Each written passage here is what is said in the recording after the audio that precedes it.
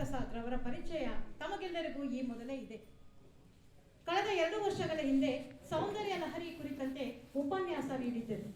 ಶ್ರೀಯುತರು ನಮ್ಮ ಜಿಲ್ಲೆಯವರೇ.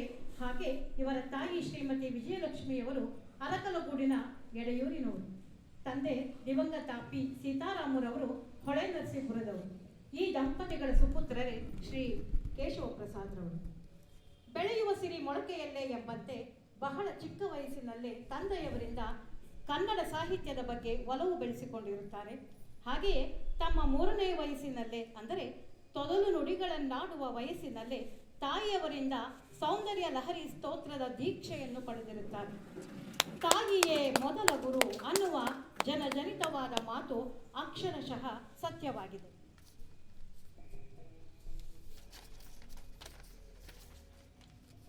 ಮುಂದೆ ಶ್ರೀಯುತರು ತಮ್ಮ ವಿದ್ಯಾಭ್ಯಾಸವನ್ನು ಬೆಂಗಳೂರಿನಲ್ಲಿ ಪೂರ್ಣಗೊಳಿಸಿರುತ್ತಾರೆ.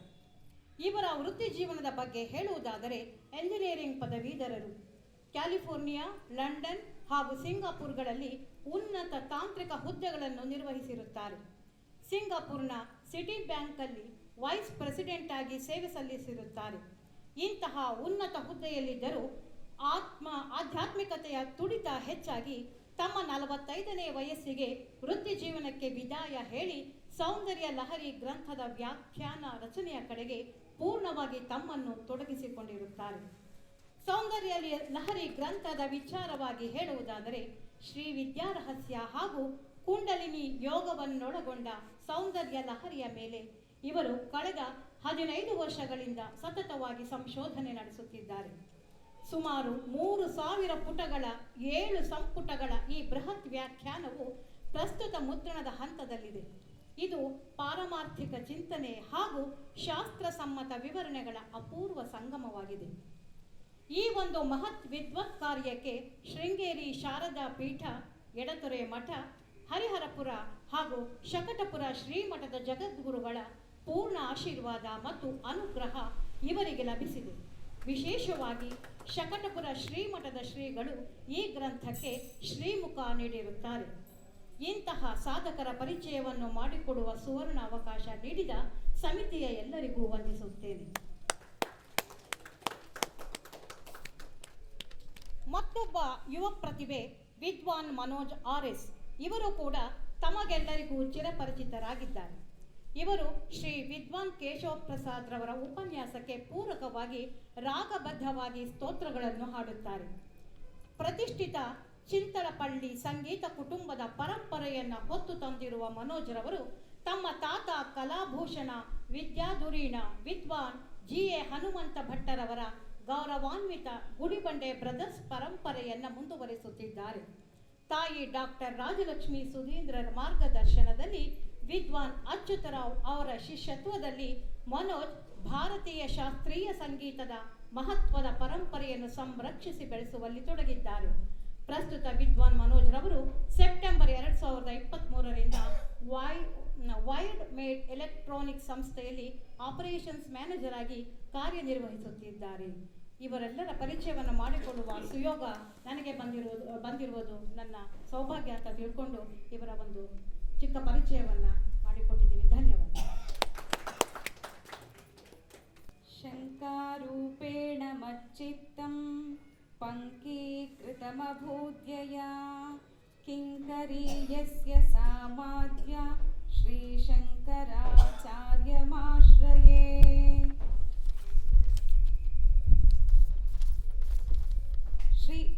ಇಂದಿನ ಈ ಕೆಲವು ಮಾತುಗಳು ಇಂದಿನ ಕಾರ್ಯಕ್ರಮದ ಪ್ರಾಯೋಜಕರಾದಂತಹ ಶ್ರೀಯುತ ಪ್ರಭಾಕರ್ ಅವರೇ ಬರೆದಿರುವಂಥದ್ದು. ಶಂಕರಾಚಾರ್ಯರ ಕುರಿತಾಗಿ ಒಂದು ಪ್ರಸ್ತುತ ನುಡಿಗಳು ಅಂತ ಹೇಳಬಹುದು.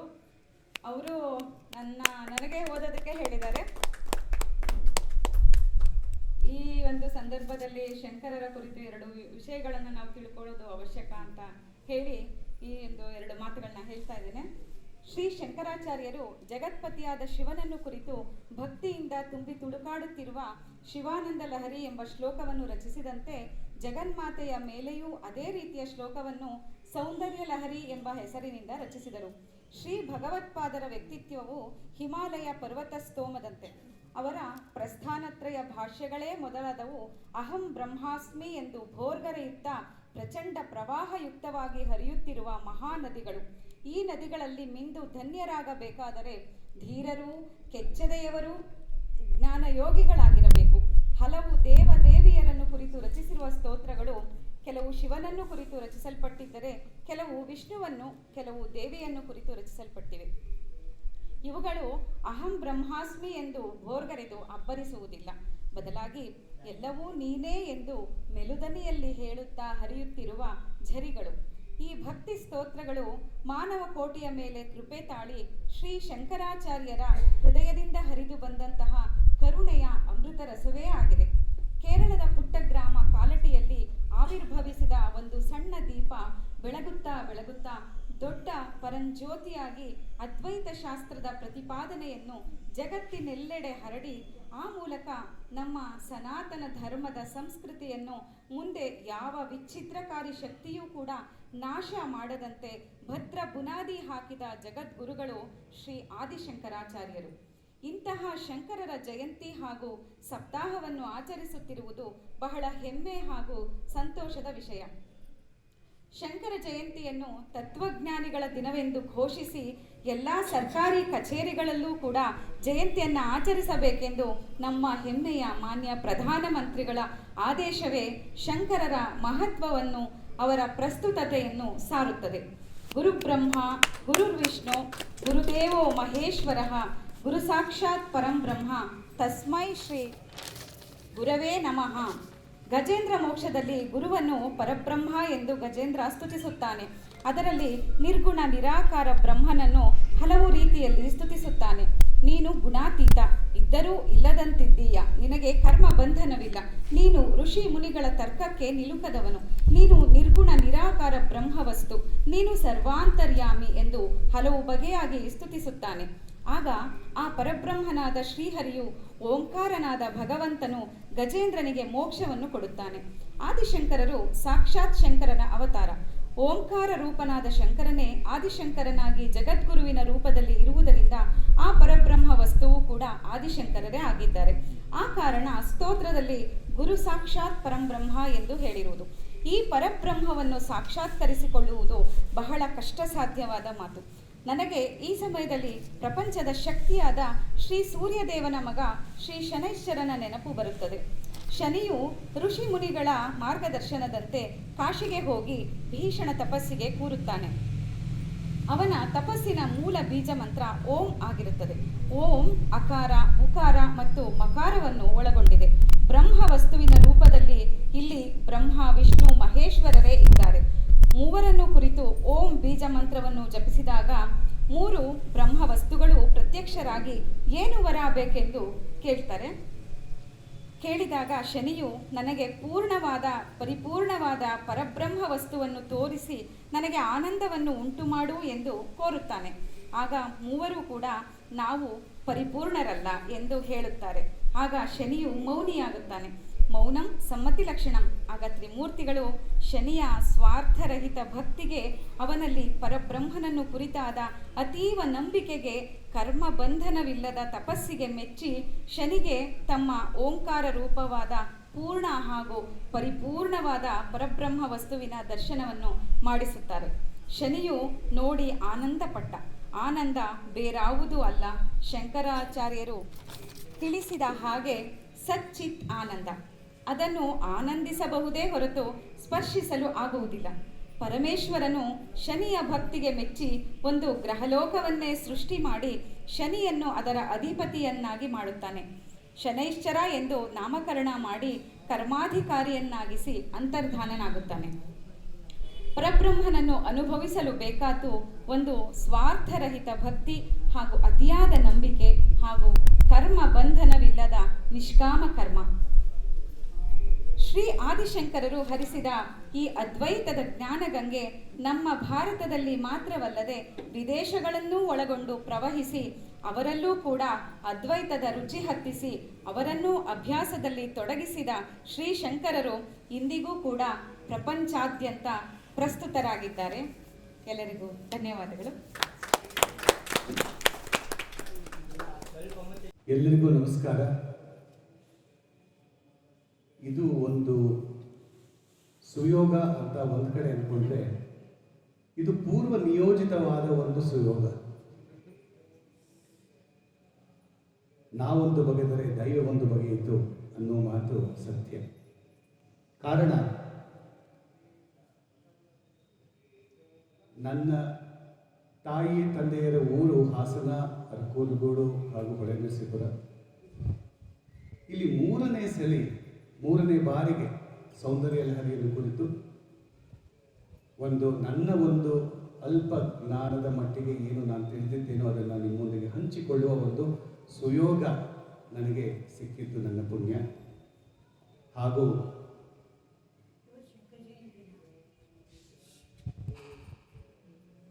ಅವ್ರು ಕರೆಕ್ಟಾಗಿ ಕೇಳಿದ್ರು. ಅವ್ರು ಕೇಳಿದ ಪ್ರಶ್ನೆ ಮುಂದೆ ಉತ್ತರದಲ್ಲಿ ಇದೆ.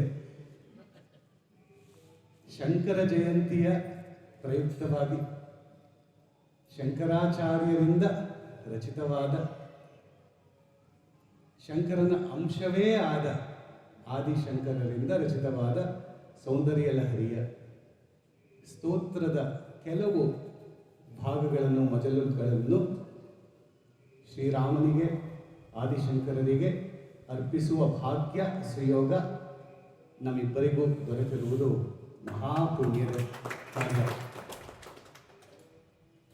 ಅದು ಒಂದು ಕಡೆ ಆದರೆ, ಇನ್ನೊಂದು ಮುಖ್ಯವಾದ ವಿಚಾರ, ನಮ್ಮ ಜೊತೆಗೆ ಆದಿಶಂಕರರೇ ಬೆಂಗಳೂರಿನಿಂದ ಇಲ್ಲಿಗೆ ಬಂದಿದ್ದಾರೆ. ಇದಕ್ಕಿಂತ ದೊಡ್ಡ ಭಾಗ್ಯ ನಮಗೆ ಇನ್ನೇನು ಬೇಕು? ಜೊತೆಗೆ ನಮ್ಮ ಮುಂದೆ ಕುಳಿತು ನಡೆಸ್ಕೋತಾ ಇದ್ದಾರೆ. ನಾನಿದ್ದೇನೆ,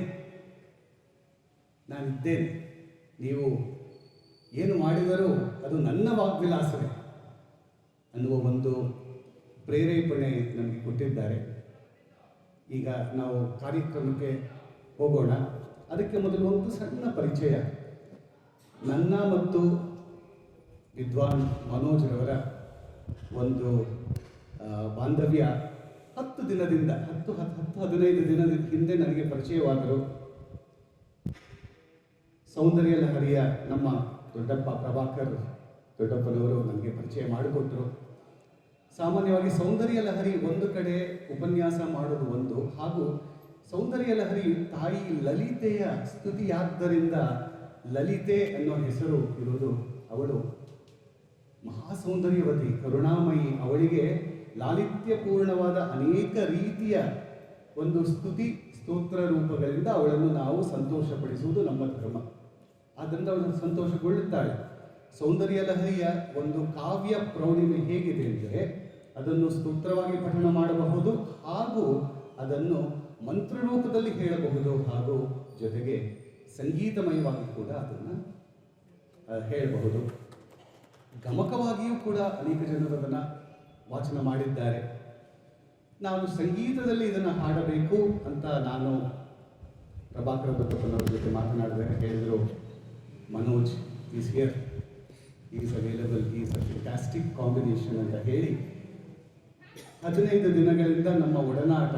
ಆದರೆ ನೀವು ಕೇಳಿ ಆನಂದಿಸಬೇಕು ಇವರ ಪ್ರೌಢಿಮೆ. ನಾವು ಇವತ್ತು 5 ಶ್ಲೋಕ ತಗೋತಾ ಇದ್ದೀವಿ. 5 ಶ್ಲೋಕಗಳಿಗೆ 5 ರಾಗಗಳ ಸಂಯೋಜನೆ ಮಾಡಿ ತುಂಬ ಅದ್ಭುತವಾಗಿ ರಚನೆ ಮಾಡಿದ್ದಾರೆ.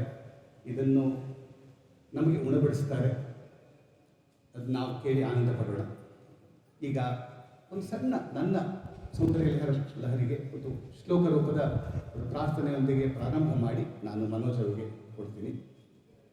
ಅಗಜಾನನ ಪದ್ಮಾರ್ಕಂ ಗಜಾನನ ಮಹರ್ನಿಶಂ ಅನೇಕದಂತು ಭಕ್ತಾನಾಂ ಏಕದಂತು ಉಪಾಸಂ ವಾಗರ್ಥಾವಿವ ಸಂಪೃಕ್ತೋ ವಾಗರ್ಥಾವಿಭಕ್ತಯೇ ಜಗದ್ವಿವರೌ ವಂದೇ ಪಾರ್ವತಿ ಪರಮೇಶ್ವರಂ ಶುಕ್ಲಾಂಬರಧರಂ ವಿಷ್ಣು ಶಶಿವರ್ಣಂ ಚತುರ್ಭುಜಂ ಪ್ರಸನ್ನವದನಂ ಧ್ಯಾಯೇ ಸರ್ವವಿಘ್ನೋಪಶಾಂತಯೇ.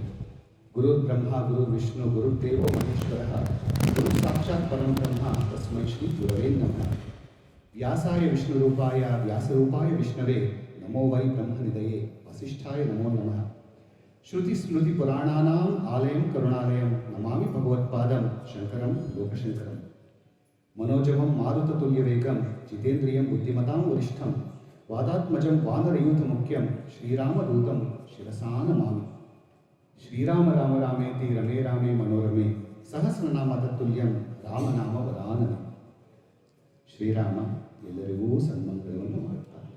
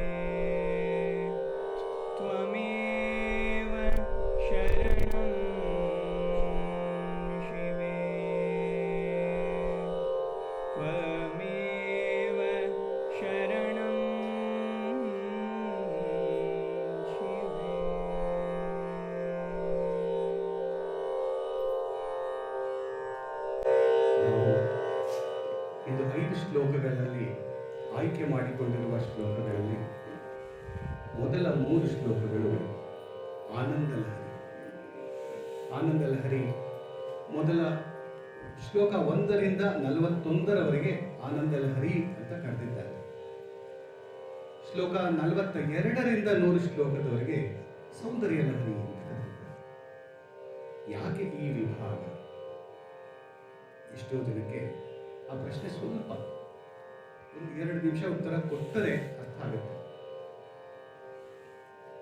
ಈಗ ಈ ಮುಂಚೆ ನಾವು ಕೇಳಿದ್ವಿ ಅದ್ವೈತ, ಪರಬ್ರಹ್ಮ ತತ್ವ, ಅಹಂ ಬ್ರಹ್ಮ. ಒಂದು ಕಡೆ ಆದಿಶಂಕರರು ಅದ್ವೈತ ವೇದಾಂತವನ್ನು ಪ್ರಸ್ಥಾನತ್ರಯ ಭಾಷ್ಯಗಳಲ್ಲಿ ನಮಗೆ ಕೊಟ್ಟರೆ, ಇನ್ನೊಂದು ಕಡೆ ಅಂತರೂಪದಲ್ಲಿ, ಮಂತ್ರ ರೂಪದಲ್ಲಿ, ಯಂತ್ರ ರೂಪದಲ್ಲಿ ಪರಬ್ರಹ್ಮ ತತ್ವದ ಅದೇ ಪ್ರತಿಪಾದನೆಯನ್ನು ಕೂಡ ಮಾಡಿದ್ದಾರೆ. ವೇದಾಂತ ಸಮ್ಮತವಾಗಿ ಅವರು ಹೇಳೋದು ಇದು ಪರಬ್ರಹ್ಮ, ಇದು ಪರಬ್ರಹ್ಮವಲ್ಲ ಅನ್ನೋ ಒಂದು ಡಿಸ್ಟಿಂಕ್ಷನ್ ನಮಗೆ ಕೊಡ್ತಾರೆ. ಆದರೆ ಈ ಪರಬ್ರಹ್ಮ ತತ್ವವನ್ನು ನಾನು ಹೇಗೆ ತಲುಪಬಹುದು ಎನ್ನುವುದಕ್ಕೆ ಮಾರ್ಗಗಳನ್ನು ಕೊಡಬೇಕಾದಾಗ ಅದಕ್ಕೆ ಅವರು ಯೋಗ ಮಾರ್ಗ, ಕುಂಡಲಿನಿ ಮಾರ್ಗ, ರಾಜಯೋಗ ಮಾರ್ಗ ಎನ್ನುವ ಒಂದು ಸಮ್ಮಿಳಿತವಾದ ತಂತ್ರ ಮಾರ್ಗವನ್ನು ನಮಗೆ ದಯಪಾಲಿಸಿದ್ದಾರೆ. ಕಡೆಗೆ ನಾವು ಹೋಗುವುದು ಪರಬ್ರಹ್ಮ ತತ್ವಕ್ಕೆ, ಮೋಕ್ಷ ಮಾರ್ಗವೇ ಇದು. ಈ ಮೋಕ್ಷ ಮಾರ್ಗವನ್ನು ನಮಗೆ ಕೊಡಬೇಕಾದರೆ ನಮಗೆ ಗೊತ್ತಿರೋ ಹಾಗೆ ಪರಬ್ರಹ್ಮ ತತ್ವವು ನಿರ್ಗುಣ ವೇದಾಂತದ ಪ್ರಕಾರ. ಆ ನಿರ್ಗುಣ ಪರಬ್ರಹ್ಮವನ್ನು ಉಪಾಸನೆ ಮಾಡುವುದು ಸುಲಭವಲ್ಲ. ನಮಗೆ ಗೊತ್ತಿರುವುದು ಸಗುಣ. ಸಗುಣ ಅಂದರೆ ನಮಗೆ ಇಲ್ಲ, ಪರಬ್ರಹ್ಮ ತತ್ವವು ಶಿವಶಕ್ತಿಯರ ಐಕ್ಯ ಸ್ವರೂಪದಲ್ಲಿ ಇರುವುದು ಎನ್ನುವ ಸತ್ಯವನ್ನು ಮೊದಲು ಪ್ರತಿಪಾದನೆ ಮಾಡ್ತಾರೆ. ಈ ಶಿವ ಮತ್ತು ಶಕ್ತಿ ಎನ್ನುವ ಜಗತ್ತಿನ ತಂದೆ ತಾಯಿಗಳ ರೂಪದಲ್ಲಿ ಇದ್ದಾರೆ ಅವರನ್ನು ನಾವು ವಾಗರ್ಥಾವಿವ ಸಂಪೃಕ್ತ ವಾಗರ್ಥ ಪ್ರತಿಪತ್ತೆಯೇ ಜಗತಃ ಪಿತರೋ ಒಂದೇ ಪಾರ್ವತಿ ಪರಮೇಶ್ವರವು ಎಂದು ಒಪ್ಪಿಕೊಂಡು ಅವರಿಬ್ಬರ ಉಪಾಸನೆಯನ್ನು ಮಾಡುವಾಗ ತಂದೆಗೆ ಶಿವಾನಂದ ಲಹರಿಯನ್ನು, ತಾಯಿಗೆ ಸೌಂದರ್ಯ ಲಹರಿಯನ್ನು ರಚನೆ ಮಾಡಿದ್ದಾರೆ. 100 ಶ್ಲೋಕಗಳೇ. ಈ ತಾಯಿಯ ಮಾರ್ಗದ, ಉಪಾಸನೆಯ ಮಾರ್ಗದಿಂದ ತಂದೆಯನ್ನು ತಲುಪಬಹುದು. ಸೊ ತಾಯಿ ತಂದೆಯರನ್ನು ತಲುಪಿದರೆ ಪರಬ್ರಹ್ಮವನ್ನು ತಲುಪಿದಂತೆಯೇ, ಇನ್ಯಾವ ವ್ಯತ್ಯಾಸವೂ ಇಲ್ಲ. ಎನ್ನುವ ಒಂದು ಮಾರ್ಗವನ್ನು ಅನುಸರಿಸಿ ಆದಿಶಂಕರರು ಸೌಂದರ್ಯ ಲಹರಿಯನ್ನು ರಚನೆ ಮಾಡಿದ್ದಾರೆ. ಇದು ಮೋಕ್ಷ ಮಾರ್ಗ. ಸೊ ಆದ್ದರಿಂದ ಮೊದಲ ಶ್ಲೋಕವೇ ಹೇಳುವುದು ಶಿವಶಕ್ತ್ಯಾಯುಕ್ತೋ ಯದಿ ಭವತಿ ಶಕ್ತ ಪ್ರಭವಿತು. ಶಿವನಿಲ್ಲದೆ ಶಕ್ತಿ ಇಲ್ಲ, ಶಕ್ತಿ ಇಲ್ಲದೆ ಶಿವನಿಲ್ಲ.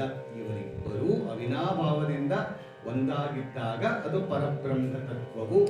ಆ ಪರಬ್ರಹ್ಮ ತತ್ವಕ್ಕೆ ಏನೂ ಬೇಕಿರಲಿಲ್ಲ, ಅನಾದಿ ಅಂತ್ಯರಹಿತವಾಗಿತ್ತು. ಆಗ ಒಂದು ಸ್ಪಂದನ ಎನ್ನುವ ಒಂದು ಕ್ರಿಯೆಯಾಗಿ ಆ ಸ್ಪಂದನವೇ ಲಲಿತಾ ತ್ರಿಪುರ ಸುಂದರಿಯ ರೂಪವನ್ನು ತೆಗೆದುಕೊಂಡು ಇಡೀ ಬ್ರಹ್ಮಾಂಡವಾಗಿ ರಚನೆಯಾಯಿತು. ಈ ಬ್ರಹ್ಮಾಂಡವು ಶ್ರೀಚಕ್ರ ರೂಪದಲ್ಲಿ ಸ್ಥಿತವಾಗಿದೆ ಎನ್ನುವ ಸತ್ಯವನ್ನು ಆದಿಶಂಕರರು ನಮಗೆ ಮೊದಲನೇ ಶ್ಲೋಕದಲ್ಲಿ ಕೊಟ್ಟಿದ್ದಾರೆ. ಸೊ ಹಾಗಾದಾಗ ಶ್ರೀಚಕ್ರೋಪಾಸನೆ ಎಂದರೆ ಬ್ರಹ್ಮಾಂಡದ ಉಪಾಸನೆಯೇ, ಬೇರೆ ಏನೂ ಇಲ್ಲ. ಶ್ರೀಚಕ್ರ ಹಾಗೆ ಬ್ರಹ್ಮಾಂಡವೂ ಒಂದೇ, ನಮ್ಮ ದೇಹ ಪಿಂಡಾಂಡವೂ ಒಂದೇ. ಯಾಕೆ ಎಂದರೆ ಬ್ರಹ್ಮಾಂಡದ ಆತ್ಮವು ಶಿವಶಕ್ತಿ, ಪಿಂಡಾಂಡದ ಆತ್ಮವು ನಮ್ಮ ಜೀವಾತ್ಮ. ಅಹಂ ಬ್ರಹ್ಮಾಸ್ಮಿ ಒಪ್ಪಿಕೊಂಡ ಮೇಲೆ ನಾನು ಬ್ರಹ್ಮಾಂಡ ಪಿಂಡಾಂಡ ಎರಡು ಒಂದೇ ಅಂತ ಒಪ್ಕೊಳ್ಳಬೇಕಲ್ಲ. ಅಹಂ ಎನ್ನುವುದು ನಾನು, ನನ್ನ ದೇಹ ಪಿಂಡಾಂಡ. ಹಾಗೆ ಪರಬ್ರಹ್ಮ ತತ್ವವು ಬ್ರಹ್ಮಾಂಡದ ಆತ್ಮ. ಸೊ ನನ್ನ ಆತ್ಮ ಪರಬ್ರಹ್ಮ ತತ್ವ ಎರಡು ಒಂದೇ ಆದ ಮೇಲೆ ಬ್ರಹ್ಮಾಂಡವು ಮತ್ತು ಪಿಂಡಾಂಡವು ಒಂದೇ ಅಂತಂದಾಗ ಬ್ರಹ್ಮಾಂಡವು ಶ್ರೀಚಕ್ರವಾದರೆ ನನ್ನ ದೇಹವು ಶ್ರೀಚಕ್ರವೇ ಅಲ್ವಾ? ಸೊ ನನ್ನ ದೇಹವನ್ನು ನಾನು ಶ್ರೀಚಕ್ರವನ್ನು ಹೇಗೆ ಭಾವಿಸಿಕೊಂಡು ಅಲ್ಲಿ ನಾನು ಉಪಾಸನೆಯನ್ನು ಮಾಡುವಾಗ ಹೇಗೆ ಉಪಾಸನೆಯನ್ನು ಮಾಡಬೇಕು ಎಂದು ತಿಳಿದುಕೊಂಡಾಗ ಅಲ್ಲಿ ನನ್ನ ದೇಹವು ಶ್ರೀಚಕ್ರ ಒಂದೇ ಅಲ್ಲ, ನನ್ನ ದೇಹವು ಷಟ್ಚಕ್ರವೂ ಆಗಿದೆ. ಹಾಗೆ ಬ್ರಹ್ಮಾಂಡವೂ ಷಟ್ಚಕ್ರ. ಅವಳು ಬ್ರಹ್ಮಾಂಡ ಸ್ವರೂಪಿಣಿಯಾಗಿ ಷಟ್ಚಕ್ರ ರೂಪಿಣಿಯಾಗಿ ತಾಯಿಯೂ ಬ್ರಹ್ಮಾಂಡದಲ್ಲಿದ್ದಾಳೆ. ಹಾಗೆ ಬ್ರಹ್ಮಾಂಡವು ಪಿಂಡಾಂಡವು ಒಂದೇ ಆದ ಮೇಲೆ ಲಾಜಿಕ್ ಅಲ್ವಾ ಇದು, ಡಿವೈನ್ ಲಾಜಿಕ್. ಸೊ ಹಾಗೆ ನನ್ನ ದೇಹವು ಷಟ್ಚಕ್ರ ರೂಪದಲ್ಲಿದೆ, ಮೂಲಾಧಾರದಿಂದ ಹಿಡಿದು ಸಹಸ್ರಾರದವರೆಗೆ. ಈ ಒಂದು ಹಾದಿ, ಮೂಲಾಧಾರದಲ್ಲಿ ಕುಂಡಲಿ ನೀರು ಕುಳಿತಿದ್ದಾಳೆ, ಸಹಸ್ರಾರದಲ್ಲಿ ಶಿವನು ಕುಳಿತಿದ್ದಾನೆ, ಕೆಳಗೆ ಗಣೇಶ ಮೂಲಾಧಾರದಲ್ಲಿ, ಹಾಗೆ ಜೊತೆಗೆ ತಾಯಿ ಕೂತಿದ್ದಾಳೆ ಕುಂಡಲಿನಿಯಾಗಿ. ಅವಳನ್ನು ಕರೆದುಕೊಂಡು ನಾನು ನನ್ನ ಜೀವಾತ್ಮದಿಂದ ಮೇಲಕ್ಕೆ ಕರೆದುಕೊಂಡು ಹೋಗಿ ಶಿವನಲ್ಲಿಗೆ ಸೇರಿಸಬೇಕು. ಶಿವನಲ್ಲಿಗೆ ಸೇರಿಸಿದಾಗ ಸಾಧಕನಾದ ನಾನು ಸಮಾಧಿಗೆ ಹೋಗಿ ಅಲ್ಲಿ ನಾನು ತುರಿಯಾತೀತನಾಗಿ ಆ ಐಕ್ಯವನ್ನು ಅನುಭವಿಸುತ್ತೇನೆ ಎನ್ನುವ ಒಂದು ಶ್ಲೋಕದ 8ನೇ ಶ್ಲೋಕ ತಗೊಂಡಾಗ ನಾವು ಸುಧಾ ಸಿಂಧೂರ್ ಮಧ್ಯೆ ಎನ್ನುವ ಒಂದು ಶ್ಲೋಕಕ್ಕೆ ಬರ್ತೇನೆ. ಅದನ್ನು ಎಕ್ಸ್ಪ್ಲೇನ್ ಮಾಡ್ತೇನೆ. ಈ ರೀತಿಯಲ್ಲಿ ಸೌಂದರ್ಯ ಲಹರಿ ಮತ್ತು ನನ್ನ ಆತ್ಮದ ಪಥ ಎರಡೂ ಒಂದೇ. ಸೌಂದರ್ಯ ಲಹರಿಯು ಮೋಕ್ಷ ಮಾರ್ಗವನ್ನೇ ಹೇಳ್ತಾ ಇದೆ. ತಾಯಿಯ ಸೌಂದರ್ಯ ಒಂದೇ ಅಲ್ಲ, ಬ್ರಹ್ಮಾಂಡದ ಸೌಂದರ್ಯ ಅಂದರೆ ನನ್ನ ಆತ್ಮ ಸೌಂದರ್ಯವೂ ಅದೇ ತಾನೆ. ಅಹಂ ಬ್ರಹ್ಮಾಸ್ಮಿ ಅಂತ ಒಪ್ಪಿಕೊಂಡ ಮೇಲೆ ಹಾಗಾಗಿ ಸೌಂದರ್ಯ ಲಹರಿಯಲ್ಲಿ ಆ ಸೌಂದರ್ಯದಲ್ಲಿ ನನ್ನ ಆತ್ಮ ಸೌಂದರ್ಯವನ್ನು ನಾನು ಕಂಡುಕೊಳ್ಳಬೇಕು ಎನ್ನುವುದು ಆದಿಶಂಕರರ ಈ ಅದ್ವೈತ ಮಾರ್ಗ. ಈ ಕಾರಣಕ್ಕೆ ಸೌಂದರ್ಯ ಲಹರಿಯು ಅತಿ ಉನ್ನತ ಸ್ಥಾನವನ್ನು ಪಡೆದಿದೆ. ಜೊತೆಗೆ ಇದು ಶ್ರೀವಿದ್ಯಾ ಉಪಾಸನೆಗೆ ಅತ್ಯಂತ ಪ್ರಶಸ್ತವಾದ ಗ್ರಂಥ ಹಾಗೂ ಈ ಮಾರ್ಗಕ್ಕೆ ಸಮಯಾಚಾರ ಮಾರ್ಗ ಅಂತ ಹೆಸರಿಟ್ಟಿದ್ದಾರೆ ಶ್ರೀವಿದ್ಯೆ. ಅಂದರೆ ಕುಂಡಲಿನಿಯನ್ನು ಜಾಗೃತ ಮಾಡಿ ಸಹಸ್ರಾರಕ್ಕೆ ತೆಗೆದುಕೊಂಡು ಹೋಗಿ ಆ ಸಹಸ್ರಾರದಲ್ಲಿ ಶ್ರೀಚಕ್ರವನ್ನು ಭಾವಿಸಿ ಆ ಭಾವನೆಯಲ್ಲಿ ಭವಾನಿ ಭಾವನಾಗಮ್ಯ ಅಂತ ಲಲಿತಾ ಸಹಸ್ರನಾಮದಲ್ಲಿ ನಾವು ಹೇಳ್ತೇವೆ. ಆ ಒಂದು ರೂಪದಲ್ಲಿ ತಾಯಿಯನ್ನು ನನ್ನ ಹೃದಯಾಕಾಶದಲ್ಲಿ ಹಾಗೂ ಸಹಸ್ರಾರದಲ್ಲಿ ಭಾವನೆ ಮಾಡಿ ಅವಳನ್ನು ಸ್ತುತಿಸಬೇಕು ಎನ್ನುವುದು ಸೌಂದರ್ಯ ಲಹರಿಯ ಉದ್ದೇಶ. ಈ ಒಂದು ವಿಚಾರವನ್ನು ತಿಳಿದುಕೊಂಡು ನಾವು ಮೊದಲನೇ ಶ್ಲೋಕಕ್ಕೆ ಹೆಜ್ಜೆ ಹಾಕೋಣ. ಈಗ ಮನೋಜರವರು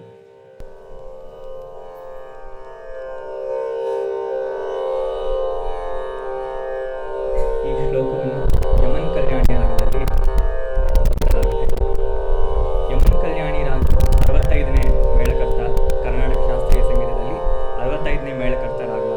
ಕಲ್ಯಾಣಿ ರಾಗವನ್ನು ಜನ್ಯವಾಗಿದೆ. ಈ ರಾಗವು ಭಕ್ತಿ, ಶೃಂಗಾರ, ಗಂಭೀರ ಹಾಗೂ ಶಾಂತರಸಗಳನ್ನು ಪ್ರತಿಬಿಂಬಿಸುತ್ತದೆ.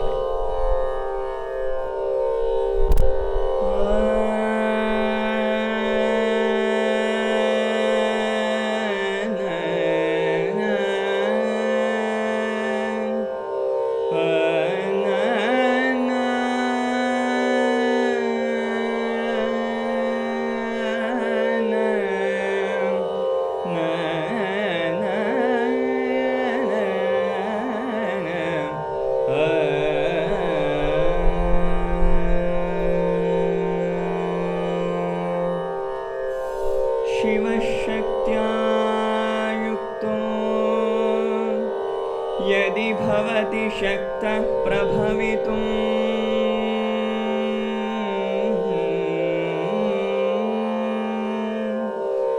न चेदेवं देवो न खलु कुशलस्पन्दितुमपि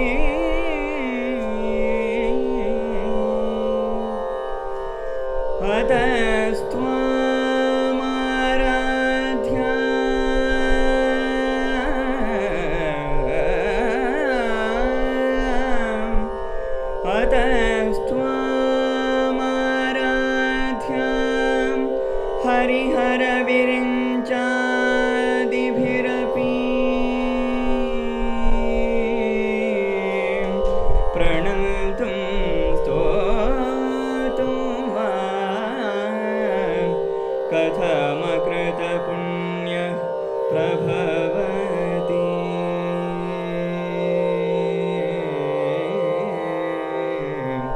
कथमकृतपुण्यः प्रभवति।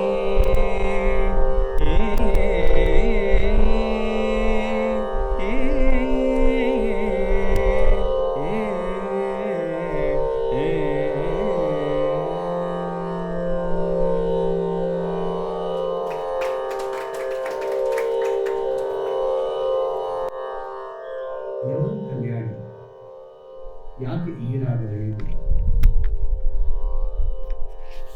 ಶಿವಶಕ್ತಿಯ ಯುಕ್ತು ಎನ್ನುವ ಈ ಮೊದಲ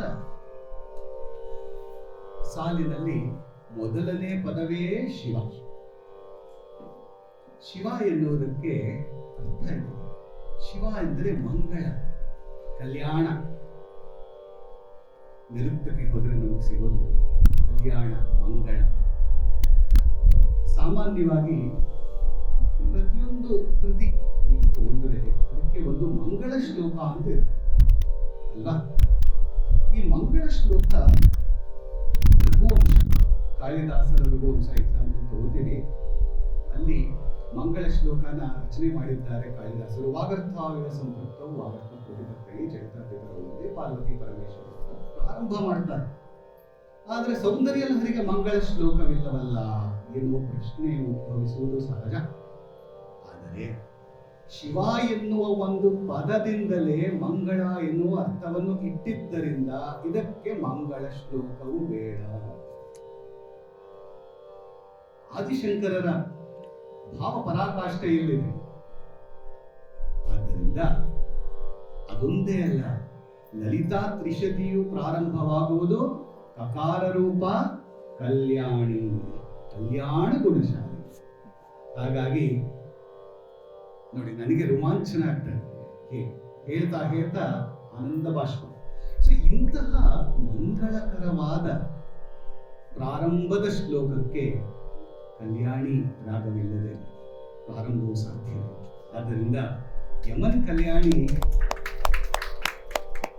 ನಾವು ಚೂಸ್ ಮಾಡಿದ್ದಲ್ಲ, ಅವಳ ಕೆಲಸ ಅಲ್ವಾ?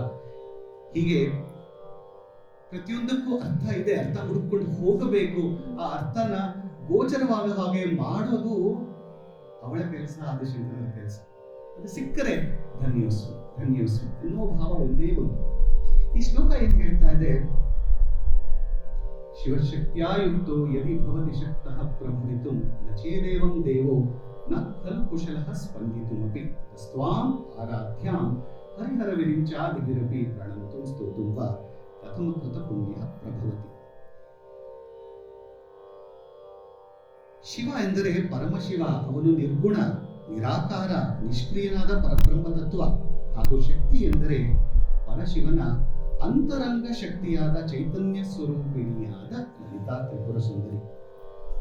ಆಚಾರ್ಯರು ಹೇಳೋದು, ಶಿವನ ಶಕ್ತಿಯೊಂದಿಗೆ ಐಕ್ಯ ಸ್ಥಿತಿಯಲ್ಲಿ ಇರುವಾಗ ಮಾತ್ರ ಸೃಷ್ಟಿ, ಸ್ಥಿತಿ ಮತ್ತು ಲಯ ಎನ್ನುವ ಕಾರ್ಯಗಳು ನಡೆಯುತ್ತವೆ. ಅದಕ್ಕೆ ಸೃಷ್ಟಿ, ಸ್ಥಿತಿ, ಲಯ ಒಂದೇ ಅಲ್ಲ, ಪಂಚಕೃತ್ಯ ಪರಾಯಣ, 5 ಕೃತ್ಯಗಳನ್ನು ಮಾಡುವವಳು. ಸೃಷ್ಟಿ, ಸ್ಥಿತಿ, ಲಯ, ತಿರೋಧಾನ, ಅನುಗ್ರಹ. ಅದಕ್ಕೆ ಪಂಚಪ್ರೇತಾಸನಾಸೀನ ಪಂಚಬ್ರಹ್ಮ ಸ್ವರೂಪಿಣಿ. ಲಲಿತಾ ಸಹಸ್ರನಾಮದಲ್ಲಿ ಇಟ್ಟಿದ್ದಾರಲ್ಲ, ಆ 5 ಕೆಲಸಗಳನ್ನು ಮಾಡುವವಳು ಅವಳೇ. ಆದರೆ ಶಿವನೊಂದಿಗೆ ಕೂಡಿದಾಗ ಮಾತ್ರ ಇವಳು ಸೃಷ್ಟಿ, ಸ್ಥಿತಿ, ಲಯ, ತಿರೋಧಾನ, ಅನುಗ್ರಹ ಕಾರ್ಯಗಳನ್ನು ಮಾಡುತ್ತಾಳೆ. ಶಿವನಿಲ್ಲದೆ ಶಕ್ತಿ ಇಲ್ಲ, ಶಕ್ತಿ ಇಲ್ಲದೆ ಶಿವನಿಲ್ಲ ಎನ್ನುವ ಒಂದು ಭಾವಾರ್ಥವನ್ನು ಇದು ಹೇಳ್ತಾ ಇದೆ. ಶಕ್ತಿ ಇಲ್ಲದೆ ಶಿವನು ಚೇತನರಹಿತನು. ಆಗ ಅವನು ಅಚೇತನನಾದಾಗ ಶವಸ್ವರೂಪನಾಗುತ್ತಾನೆ. ಶವ ಎನ್ನುವ ಪದಕ್ಕೆ ಈಕಾರ ಸೇರಿದರೆ ಅವನು ಶಿವ. ಕ ಎ ಈ ಲ ಹ್ರೀಂ.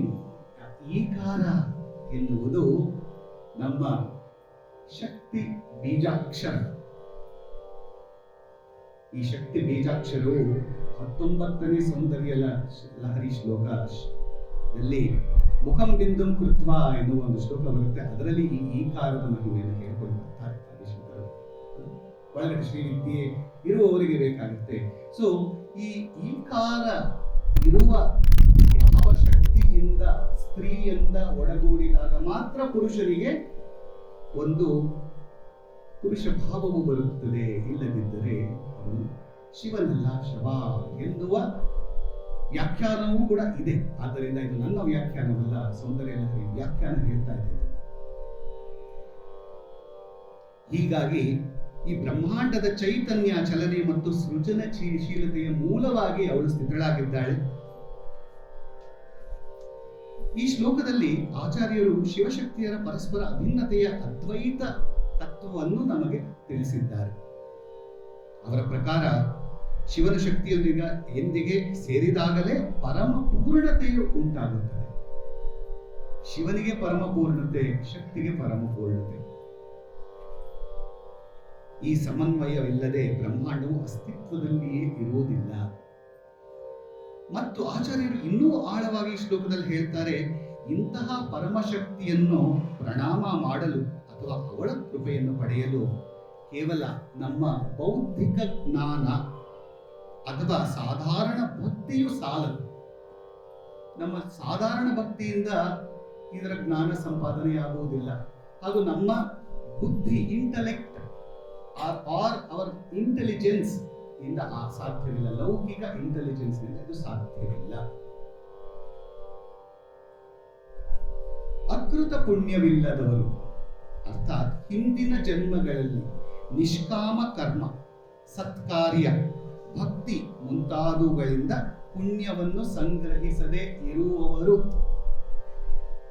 ಈ ಜನ್ಮ ಅಲ್ಲ, ನನ್ನ ಪ್ರಾರಬ್ಧ ಕರ್ಮದಲ್ಲಿ, ನನ್ನ ಕಾರಣ ಶರೀರದಲ್ಲಿ ಹಿಂದಿನ ಜನ್ಮಗಳಿಂದ ನಾನು ನಿಷ್ಕಾಮ ಕರ್ಮವನ್ನು ಮಾಡಿಕೊಂಡು ಬಂದಿದ್ದರೆ ಮಾತ್ರ ಈ ಜನ್ಮದಲ್ಲಿ ದೇವಿಯನ್ನು ನಾನು ನಿಜವಾಗಿಯೂ ಪ್ರಣಾಮ ಮಾಡಲು ಸಾಧ್ಯ.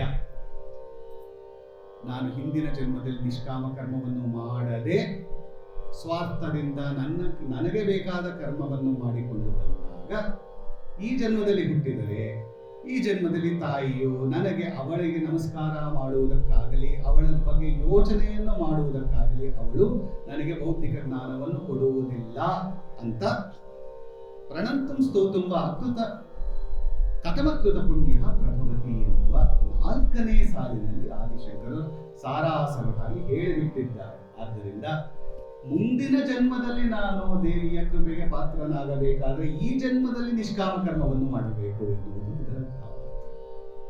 ಇರಲಿ, ಈಗ ಮುಂದಿನ ಶ್ಲೋಕಕ್ಕೆ ಹೋಗೋಣ. ಮುಂದಿನ ಶ್ಲೋಕ 8ನೇ ಶ್ಲೋಕ.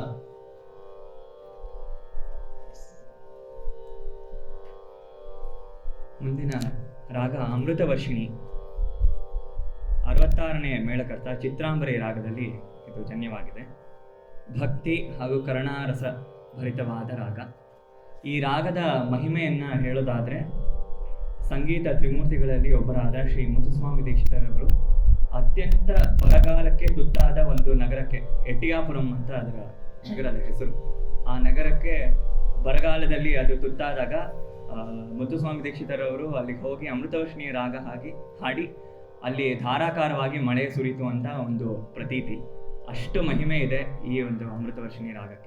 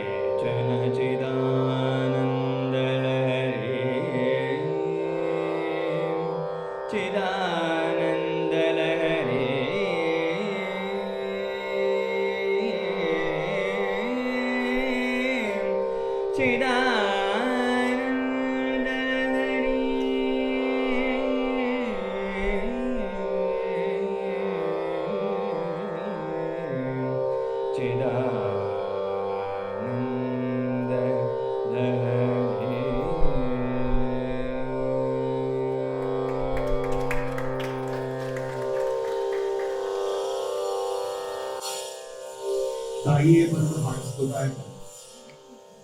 ಇವರೆಲ್ಲ ಹಾಡ್ತಿರೋದು ಅನ್ನಿಸ್ಲಿಲ್ಲ.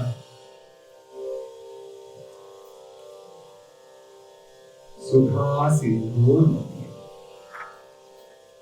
ಅಮೃತ ಸಾಗರ. ಎಲ್ಲಿದೆ ಅಮೃತ ಸಾಗರ?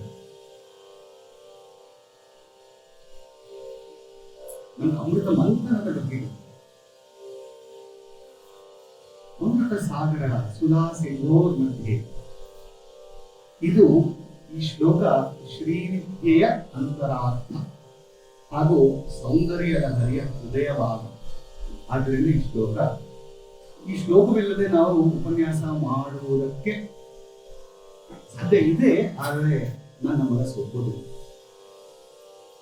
ಯಾಕೆ? ಸೌಂದರ್ಯ ಲಹರಿಯನ್ನು ಆದಿಶಂಕರರು ರಚನೆ ಮಾಡಿರುವುದು ಒಂದು ಕಡೆ ಸಾಮಾನ್ಯ ಜನರಿಗೆ ಅಂತ ನಾವು ಅಂದ್ಕೊಂಡಿದ್ದರೂ ಕೂಡ ಇದನ್ನು ಜೀವನ್ಮುಕ್ತರಿಗೆ ರಚನೆ ಮಾಡಿದ್ದಾರೆ. ಪರಮಹಂಸ ಎಂದು ಕರೆಸಿಕೊಳ್ಳುವವರಿಗೆ ರಚನೆ ಮಾಡಿದ್ದಾರೆ. ಯಾರು? ನಮಗೆ ಗೊತ್ತಿರುವ ಹಾಗೆ ರಾಮಕೃಷ್ಣ ಪರಮಹಂಸ, ರಮಣ ಮಹರ್ಷಿಗಳು, ಇಂತಹ ಪರಮಹಂಸ ಯೋಗಾನಂದರು, ವಿವೇಕಾನಂದರು, ಶುಕ ಮಹರ್ಷಿಗಳು. ಇದು ಶುಕ ಮಹರ್ಷಿಗಳ ಸ್ಥಾನ ಅಂತ ಕೇಳ್ಪಟ್ಟೆ. ಇಂತಹ ಮಹನೀಯರು ಜನ್ಮ ಜನ್ಮಾಂತರದ ಪುಣ್ಯದಿಂದ ಮೌನಕ್ಕೆ ಹೋಗಿರುವವರು ಈ ಜನ್ಮದಲ್ಲಿ ತುರಿಯಾತೀತದಲ್ಲಿ ಇದ್ದು ಸದಾಶಿವ ಬ್ರಹ್ಮೇಂದ್ರರು, ತ್ಯಾಗರಾಜರು, ದೀಕ್ಷಿತರು, ಶ್ಯಾಮಶಾಸ್ತ್ರಿಗಳು ಇವರೆಲ್ಲರೂ ಕಾರಣ ಜನ್ಮದಿಂದ ಬಂದವರು. ಸುಬ್ಬಲಕ್ಷ್ಮಿಯವರು ಇವರು ಹೇಗೆ ಉಪಾಸನೆಯನ್ನು ಮಾಡುತ್ತಿದ್ದಾರೆ ಎನ್ನುವ ಒಂದು ಗೂಢಾರ್ಥವನ್ನು ಈ ಶ್ಲೋಕದಲ್ಲಿ ಇಟ್ಟಿದ್ದಾರೆ. ಇದು ರಾಜಯೋಗ ಕುಂಡಲಿನಿ ಯೋಗದ ಪರಿಪೂರ್ಣತೆಯನ್ನು ತನ್ನಲ್ಲಿ ಅಡಕ ಮಾಡಿಕೊಂಡು ಹೇಳುವ ಶ್ಲೋಕ. ಬಾಹ್ಯದಲ್ಲಿ ಇದು ಅಮೃತ ಸಮುದ್ರ ಅಂದ್ರೆ ಚಿಂತಾಮಣಿ ಗೃಹ, ಕದಂಬ ವೃಕ್ಷಗಳು ಹೀಗೆ ಹೇಳಿಕೊಂಡು ಬರುತ್ತೆ. ಆದ್ರೆ ಒಳಗಡೆ ಹೊಕ್ಕು ನೋಡಿದಾಗ ಇದು ಸಹಸ್ರಾರ ಚಕ್ರದ ಒಂದು ವರ್ಣನೆಯನ್ನು ಹೇಳುತ್ತದೆ. ಯಾರ ಸಹಸ್ರಾರ ಚಕ್ರ? ನಮ್ಮ ಸಹಸ್ರಾರ ಚಕ್ರ. ಏನದು ಸಹಸ್ರಾರ ಚಕ್ರ? ಇದಕ್ಕೆ ದೇವಿ ಮಂದಿರ ಅಂತ ನಾವು ನಮ್ಮ ತಲೆನ ನೆತ್ತಿ ಮುಟ್ಟ ಬಿಡ್ತೀವ? ಬಿಡಲ್ಲ ಅಲ್ಲ. ಹಾಗೆ ಈ ಹೊಕ್ಕಳ ಭಾಗ ಮುಟ್ಟೋದಕ್ಕೆ ಬಿಡಲ್ಲ, ಪ್ರೊಟೆಕ್ಟ್ ಮಾಡ್ಕೊಳ್ಳೋದು.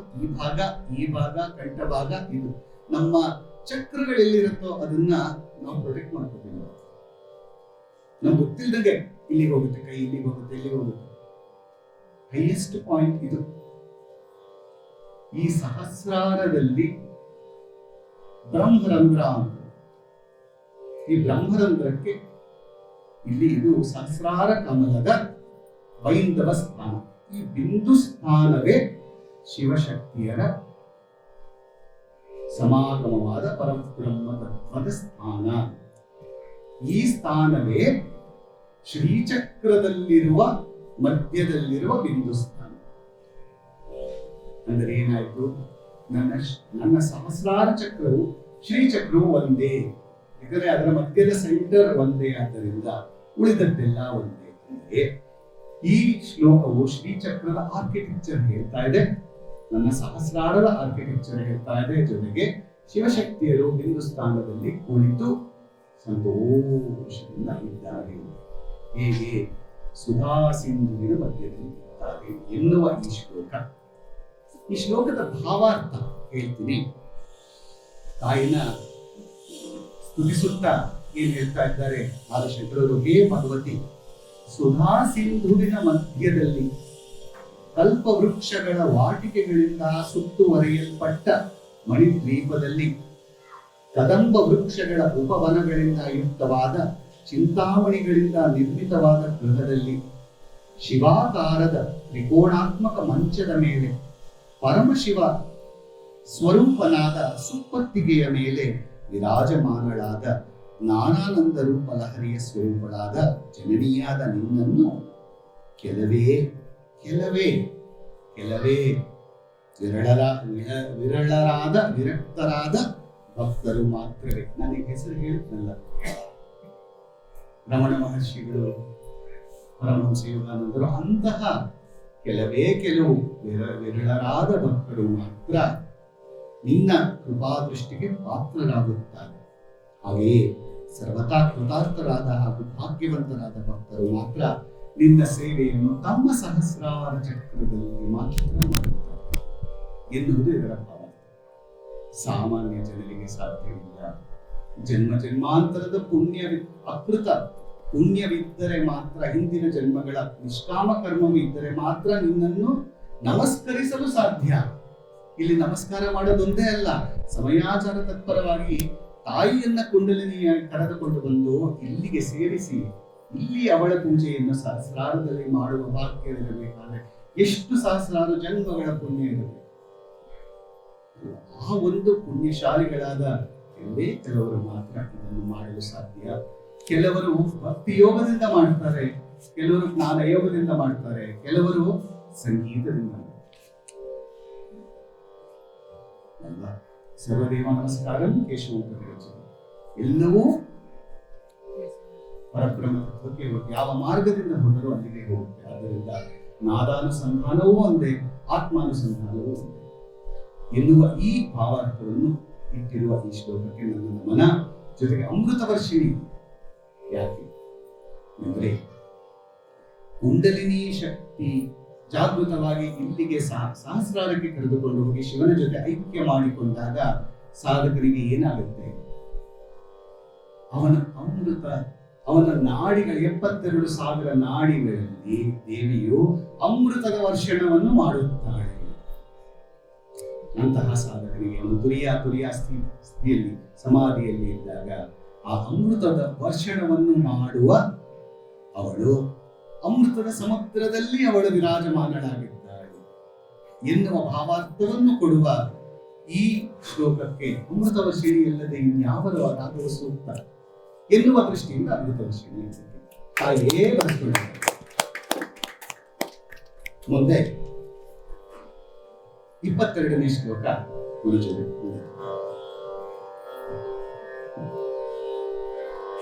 ಈ ಶ್ಲೋಕ ವಾಸಂತಿ ರಾಗದಲ್ಲಿದೆ. 27ನೇ ಮೇಳಕರ್ತವಾದ ಸರಸಾಂಗಿ ರಾಗದಲ್ಲಿ ರಜನ್ಯ ಭಕ್ತಿರಸ ಪ್ರಧಾನವಾದ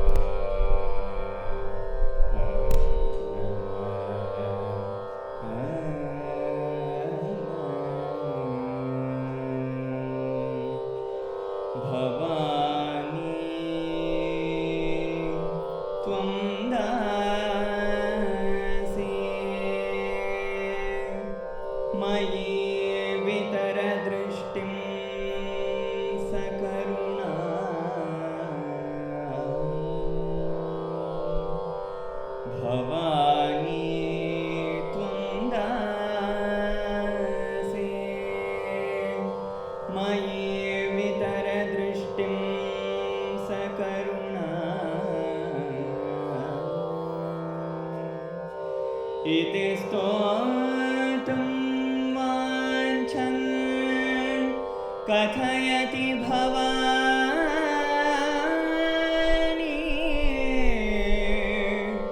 भवानी भवानी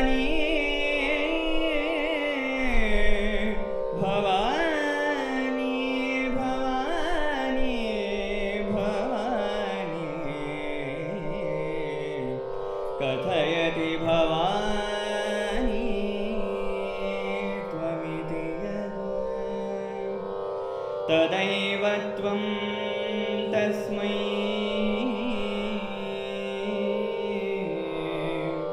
ದಿಶಸಿ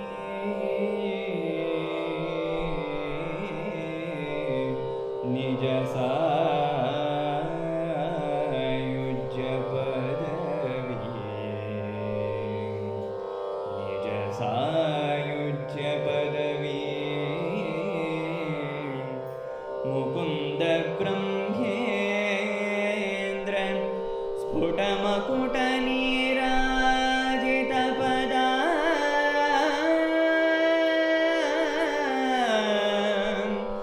ನೀರಾಜಿತ ಪದ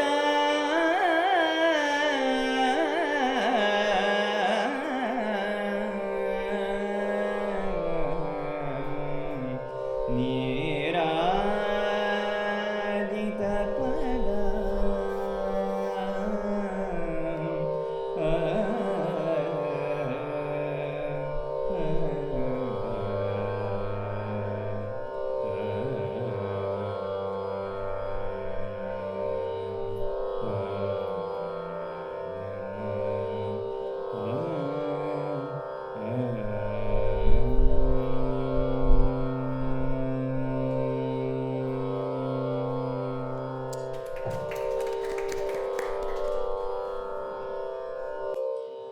ಇಂತಹ ರಾಗ ವಾಸಂತಿ.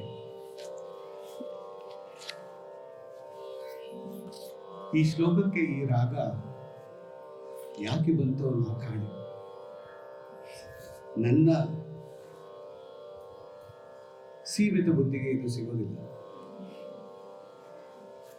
ಇದು ಅವಳ ಕೆಲಸ. ಅದನ್ನು ಎಕ್ಸ್ಪ್ಲೋರ್ ಮಾಡೋಣ ಸ್ವಲ್ಪ. ಜಗನ್ಮಾತೆಯು ಅಪಾರ ಕರುಣೆಯಿಂದ ತನ್ನ ಸಾಧಕರಿಗೆ ಅನುಗ್ರಹಿಸುವ ಸಾಯುಜ್ಯ ಪದವಿಯ ಮಹಿಮೆಯ ವಿಶೇಷತೆ. ನಮಗೆಲ್ಲರಿಗೂ ನಮ್ಮ ತಾಯಿ ಇದ್ದಾಳೆ. ನಾವು ತಾಯಿಯ ಮಮತೆಯನ್ನ, ನಮ್ಮ ತಾಯಿಯ ಮಮತೆಯನ್ನು ನಾವು ಅನುಭವಿಸಿದ್ದೇವೆ ಅಲ್ವಾ?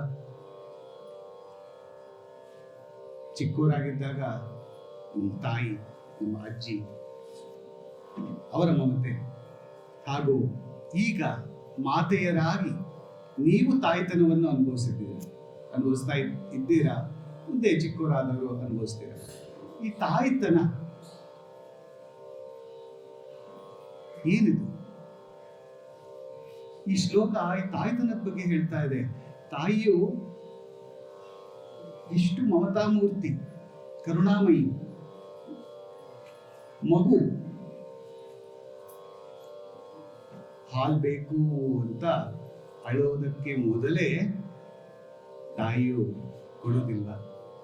ಅವಳು ಗೊತ್ತು ಒಳಗಡೆ ನನ್ನ ಮಗುಗೆ ಈಗ ಹಾಲು ಕೇಳ್ತಾ ಇದೆ, ಅದು ಕೇಳೋದು ಬೇಡ.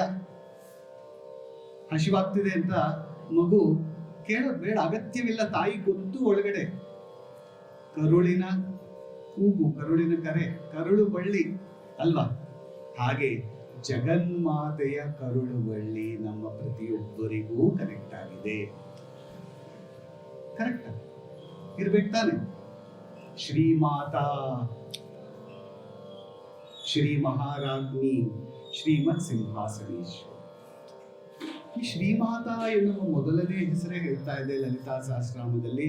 ಅವಳು ಜಗನ್ಮಾತೆ, ಬ್ರಹ್ಮಾಂಡದ ಜನನಿ ಆಗಿರುವುದರ ಜೊತೆಗೆ ಸೃಷ್ಟಿ ಮಾಡಿ ಸುಮ್ಮನಾಗಲಿಲ್ಲ. ಸ್ಥಿತಿ, ನಮ್ಮನ್ನು ನಮ್ಮ ತಾಯಿ 9 ತಿಂಗಳು ಹೊತ್ತು ಹೆತ್ತು ಲಾಲನೆ ಪೋಷಣೆ ಮಾಡಿ ತನ್ನ ಕಡೆಯ ಉಸಿರಿರುವವರೆಗೂ ನಮ್ಮನ್ನು ಸಲಹುತ್ತಾಳೆ ಅಲ್ವೇ? ಅದನ್ನೇ ಮಾತೆಯರಾದವರು ಅದನ್ನೇ ಕಂಟಿನ್ಯೂ ಮಾಡ್ಕೊಂಡು ತಮ್ಮ ಮಕ್ಕಳಿಗೆ ಮಾಡ್ತಾ ಇದ್ದಾರೆ. ಇದಕ್ಕೆ ಯಾರು ಹೇಳ್ಕೊಡ್ಬೇಕಾ? ಎಲ್ಲಿಂದ ಬಂತು ಈ ಮಮತೆ ಪೋಷಣೆ? ಆ ಜಗನ್ಮಾತೆಯಿಂದ ಬಂತು. ನಾವು DNA ಅಂತ ಹೇಳ್ತೀವಿ, ಇಲ್ಲ, ಅದು ಅವಳ DNA, ತಾಯಿಯ ಶ್ರೀಮಾತೆಯ DNA. ಇಂತಹ ಈ ಲಾಲನೆ ಪೋಷಣೆ, ಮಾತೃತ್ವದ ಬಗ್ಗೆ ಇಲ್ಲಿ ಆದಿಶಂಕರ ಏನು ಹೇಳ್ತಾ ಇದ್ದಾರೆ? ಹಿಂದಿನ ಶ್ಲೋಕಗಳಲ್ಲಿ ಆದಿಶಂಕರರು ನಮಗೆ 4 ಪುರುಷಾರ್ಥಗಳು ಗೊತ್ತು: ಧರ್ಮ, ಅರ್ಥ, ಕಾಮ ಹಾಗೂ ಮೋಕ್ಷ. ಅದರ ಒಳಗಡೆ ಮೀನಿಂಗ್ ಗೊತ್ತಿದೆಯೋ ಇಲ್ವೋ? ಮೊದಲ 3 ಲೌಕಿಕ. ಧರ್ಮ ಅಂದ್ರೆ ನಾನು ಹೀಗೆ ನಡೆಯಬೇಕು, ಹೀಗೆ ನನ್ನ ಜೀವನವನ್ನು ಮಾಡಬೇಕು, ಆದರ್ಶ, ವ್ಯಾಲ್ಯೂ ಸಿಸ್ಟಮ್ಸ್ ಅಂತ ಕರಿತೀವಿ, ಮೌಲ್ಯಗಳು, ಹೀಗೆ ನನ್ನ ಜೀವನ ನಡೆಸ್ಕೊಂಡು ಹೋಗ್ಬೇಕು, ಅದು ಧರ್ಮ. ಅರ್ಥ ಅಂದ್ರೆ 2 ಅರ್ಥ. ಜೀವನದ ಅರ್ಥ ಅನ್ನೋದೊಂದು, ಇನ್ನೊಂದು ಕಡೆ ವಿತ್ತ. 2 ಅರ್ಥಗಳಿದೆ. ಸೊ ಈ ಅರ್ಥದಲ್ಲಿ ನಾವು ಅರ್ಥವನ್ನು ಸರಿಯಾಗಿ ವಿನಿಯೋಗ ಮಾಡಬೇಕು ಎಲ್ಲ ರೀತಿಯಲ್ಲೂ. ಅರ್ಥಕ್ಕೆ ಅರ್ಥವಿಲ್ಲದಿದ್ರೆ ಅರ್ಥವಿಲ್ಲ. ಈ ಕ್ಯಾಪಿಟಲಿಸಂ ಪ್ರಾಬ್ಲಮ್ ಅದೇ, ಅರ್ಥಕ್ಕೆ ಅರ್ಥವಿಲ್ಲ. ಕಾಮ ಅಂದ್ರೆ ಕಾಮನೆ. ನನಗೆ ಅದು ಬೇಕು, ಇದು ಬೇಕು, 1 ಸೈಡ್ ಸಾಲದು, 3 ಕಾರ್ ಬೇಕು, ಹೀಗೆ ಒಬ್ಬಳ ಹೆಂಡತಿ ಸಾಲದು, ಇಬ್ಬರು ಬೇಕು, ಕಾಮನೆ. ನನಗೆ 1 ಸೈಡ್ ಸಾಲದು, 40,000 ಎಕರೆಗಳಷ್ಟು ಬೇಕು. ನಿಮ್ಗೆ ಗೊತ್ತಿದೆ ಎಷ್ಟೋ ಜನ ಇದಾರಲ್ಲ ಪಾಲಿಟಿಕ್ಸ್, ಅವರೆಲ್ಲರಿಗೂ ಧರ್ಮ, ಅರ್ಥ, ಕಾಮ 3ರಲ್ಲೂ ಫೇಲ್ ಆಗಿದ್ದವರು, ಯಾವುದ್ರಲ್ಲೂ ಪಾಸ್ ಆಗಲಿಲ್ಲ. ಕಡೆಯದಾದ ಮೋಕ್ಷ ಎಲ್ಲಿಗೆ ಹೋಗ್ತಾರೆ? ಹೋಗಲ್ಲ. ಇನ್ನು ಸಹಸ್ರಾರು ಜನ್ಮಗಳನ್ನ ತಾಳಿ ಅವರು ಮುಂದಕ್ಕೆ ಹೋಗ್ಬೇಕು. ಅಂತಹ ಒಂದು ಸ್ಥಿತಿಯಲ್ಲಿ ಇದ್ದಾಗ ಹಿಂದಿನ ಶ್ಲೋಕಗಳು ಈ 3 ಪುರುಷಾರ್ಥಗಳನ್ನು ಹೇಳಿದರೆ, ಈ 22ನೇ ಶ್ಲೋಕವು ಮೋಕ್ಷದ ಬಗ್ಗೆ ಹೇಳ್ತಾ ಇದೆ. ಈ ನಾವು ಹೇಳಿದ್ವಿ ಮೊದಲೇ, ಈ ಸೌಂದರ್ಯ ಲಹರಿಯ ಮಾರ್ಗವು ಮೋಕ್ಷದ ಮಾರ್ಗ. ಈ ಮೋಕ್ಷದ ಮಾರ್ಗ ಒಂದು ಎಕ್ಸ್ಪ್ಲೇನ್ ಮಾಡ್ಕೊಂಡು ಬರ್ತಾರೆ ಆದೇಶ. ತುಂಬಾ ಸಿಂಪಲ್ ಆಗಿ, ಇಲ್ಲಿ ಭಾವ ತುಂಬಾ ಸಿಂಪಲ್. ಈ ಕಳೆದ ಶ್ಲೋಕಗಳಲ್ಲಿ ಧರ್ಮ, ಅರ್ಥ, ಕಾಮವೆನ್ನುವ ತ್ರಿವಿಧ ಪುರುಷಾರ್ಥಗಳ ಫಲವನ್ನು ನೀಡುವ ಭಗವತಿಯ ಮಹಿಮೆಯ ವರ್ಣನೆಯನ್ನು ಆಚಾರ್ಯ ಭಗವತ್ಪಾದರು ಮಾಡಿರುವರು. ಈ ಪ್ರಸ್ತುತ 22ನೇ ಶ್ಲೋಕದಲ್ಲಿ 4ನೆಯ ಮತ್ತು ಬಹು ಕಷ್ಟ ಸಾಧ್ಯ ಪುರುಷಾರ್ಥವಾದ ಮೋಕ್ಷವನ್ನು ಪ್ರದಾನ ಮಾಡುವ ಪರಮ ಕರುಣಾಮಯಳಾದ ಭಗವತಿಯ ಉದಾರತೆಯ ಮಹಿಮೆಯ ವರ್ಣನೆಯನ್ನು ಮಾಡುತ್ತಾ, ಇಲ್ಲಿ ಮೇನ್ ಇರೋದು ಉದಾರತೆ. ತಾಯಿಯ ಉದಾರತೆಗೆ ಇನ್ನೊಂದು ಉದಾಹರಣೆ ಇಲ್ಲ ಅಲ್ವೇ? ಯಾವ ಸಾಧಕನು ಅನನ್ಯ ಭಾವದಿಂದ ಜಗನ್ಮಾತೆಯ ಉಪಾಸನೆಯನ್ನು ಮಾಡುವನೋ ಅವನಿಗೆ ಆ ಕ್ಷಣವೇ ತನ್ನ ಸಾಯುಜ್ಯ ಪದವಿಯನ್ನು ಪ್ರದಾನ ಮಾಡುತ್ತಾಳೆ ಎಂದು ಆಚಾರ್ಯರು ಹೇಳಿದ್ದಾರೆ. ಏನು ಸಾಯುಜ್ಯ ಪದವಿ ಅಂದ್ರೆ, ತನ್ನ ಜೊತೆ ಐಕ್ಯ ಮಾಡಿಸಿಕೊಂಡು ಬಿಡ್ತಾಳೆ. ಸಾಯುಜ್ಯ ಅಂದ್ರೆ ಮೋಕ್ಷ, ಕೈವಲ್ಯ. ಅವನಿಗೂ ಸಾಧಕನಿಗೂ ಮತ್ತು ದೇವಿಗೂ ಯಾವುದೇ ಭೇದವಿಲ್ಲ. ಅಂದರೆ ಅಹಂ ಬ್ರಹ್ಮಾಸ್ಮಿ ಆಯ್ತಲ್ವೇ? ಕರೆಕ್ಟಾ? ಅವನಿಗೆ ಅಹಂ ಬ್ರಹ್ಮಾಸ್ಮಿ ಎನ್ನುವ ಸಾಯುಜ್ಯ ಪದವಿಯನ್ನು ಕೊಟ್ಟು ಬಿಡ್ತಾಳೆ. ಎಲ್ಲಿ? ಈ ಜನ್ಮದಲ್ಲಿ ಅಹಂ ಬ್ರಹ್ಮಾಸ್ಮಿ, ಮುಂದಿನ ಜನ್ಮವೇ ಇಲ್ಲದಿರುವಂತೆ ಮೋಕ್ಷವನ್ನು ಕೊಟ್ಟು ತನ್ನಲ್ಲಿ ಸೇರಿಸಿಕೊಂಡು ಬಿಡ್ತಾಳೆ. ಇನ್ನೊಂದು ಜನ್ಮವಿಲ್ಲ, ಈ ಜನ್ಮದಲ್ಲಿ ಅಹಂ ಬ್ರಹ್ಮಾಸ್ಮಿ ಎನ್ನುವ ಒಂದು ಪರಾಕಾಷ್ಠೆಯ ಜೀವನ ಮುಕ್ತ ಸ್ಥಿತಿಗೆ ತಲುಪಿಸಿಬಿಡ್ತಾಳೆ ಎನ್ನುವುದು ಈ ಶ್ಲೋಕ ಹೇಳ್ತಾರೆ. ಇನ್ನೇನು ಸಿಂಪಲ್, ಆದ್ರೆ ಕಷ್ಟ ಸಾಧ್ಯ ಈ ಮಾರ್ಗ. ಈ ಶ್ಲೋಕದ ಕೇಂದ್ರ ಬಿಂದುವಾದ ದೇವಿಯ ಹೆಸರು ಭವಾನಿ. ಅದಕ್ಕೆ ಭವಾನಿ ಭಾವನಾಗಮ್ಯ.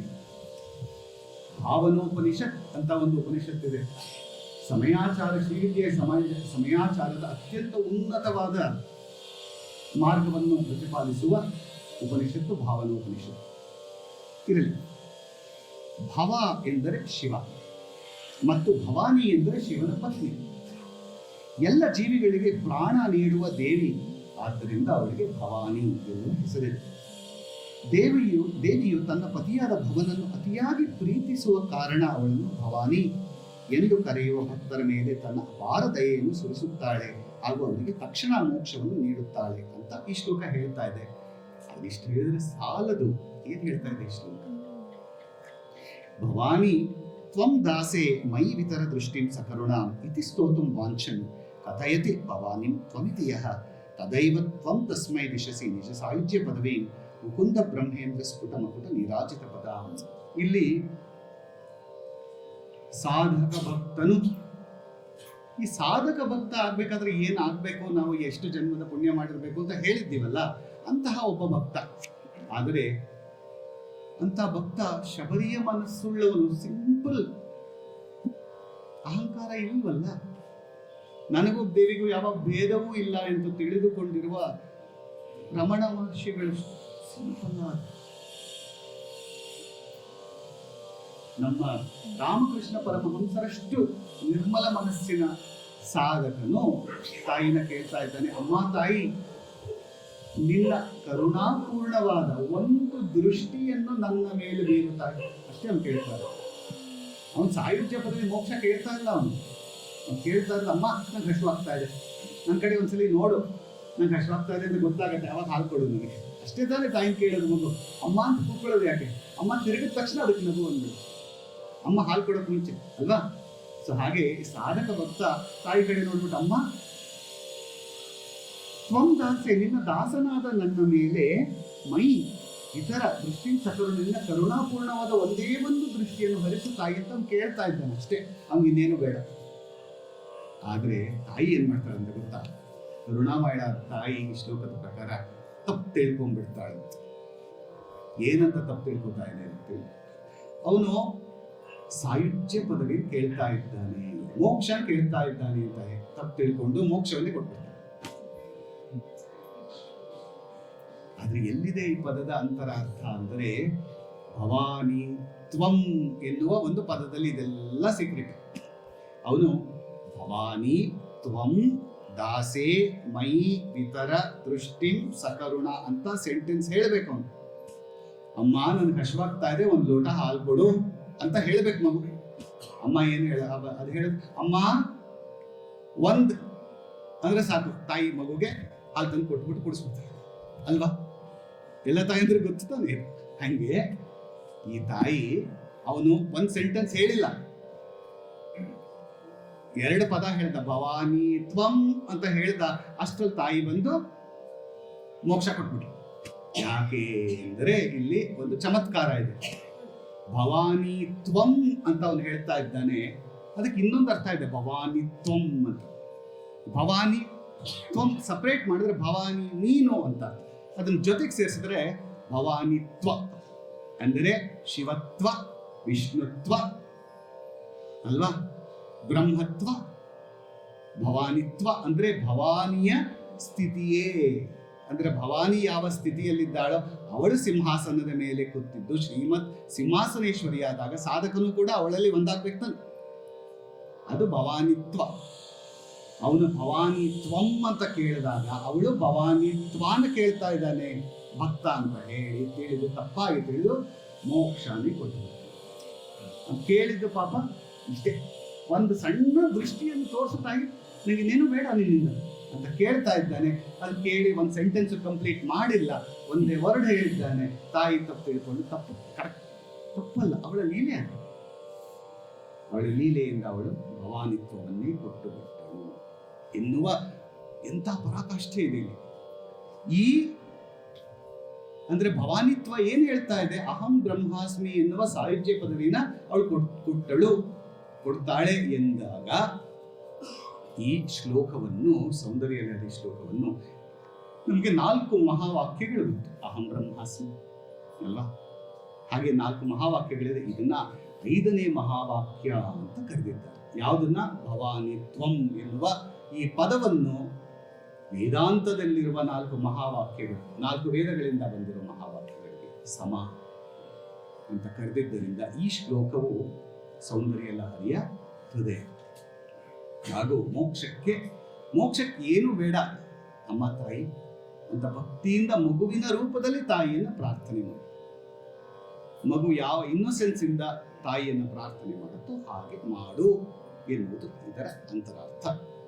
ಮುಂದಿನ ಶ್ಲೋಕಕ್ಕೆ ಹೋಗೋಣ. ಮುಂದಿನ ಶ್ಲೋಕ 66ನೇ ಶ್ಲೋಕ.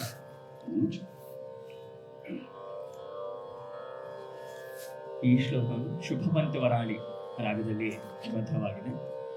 45ನೇ ಮೇಳಕರ್ತ ರಾಗ. ಈ ರಾಗವು ಪರಿಪೂರ್ಣ ಒಂದು ಶರಣಾಗತಿ ಹಾಗೂ ಭಕ್ತಿ ರಸಗಳನ್ನು ಪ್ರತಿಬಿಂಬಿಸುತ್ತದೆ.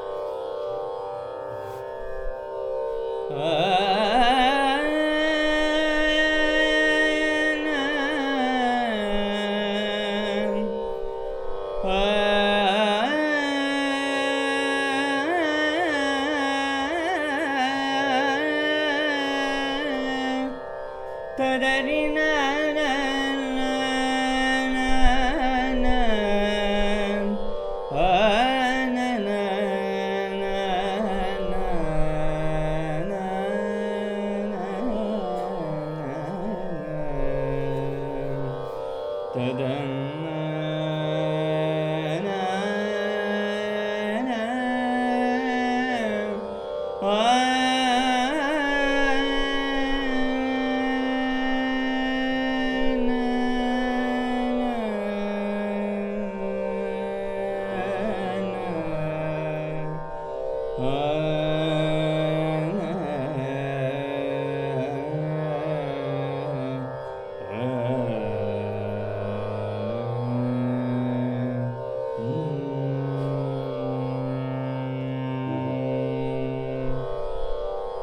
विपञ्चा गायन्ति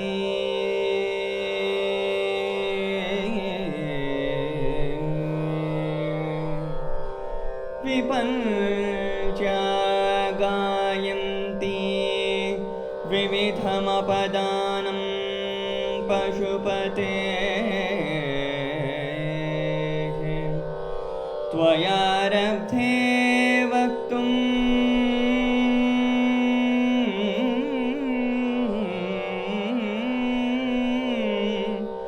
चलितशिरसा साधुवचने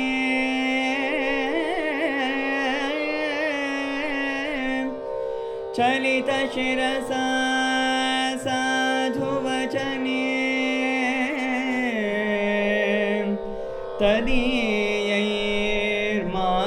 तदीयैर्माधुर्यैः अपलपिततन्त्री कलरवा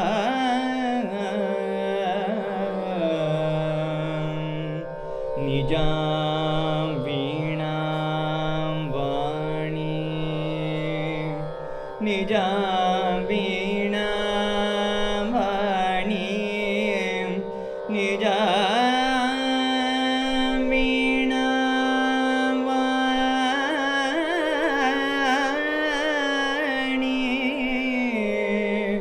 वाणी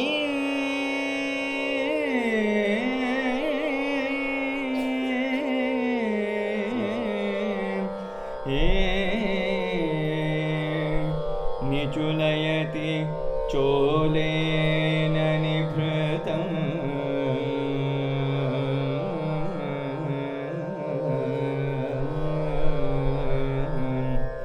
निचुलयति चोलेन निभृतं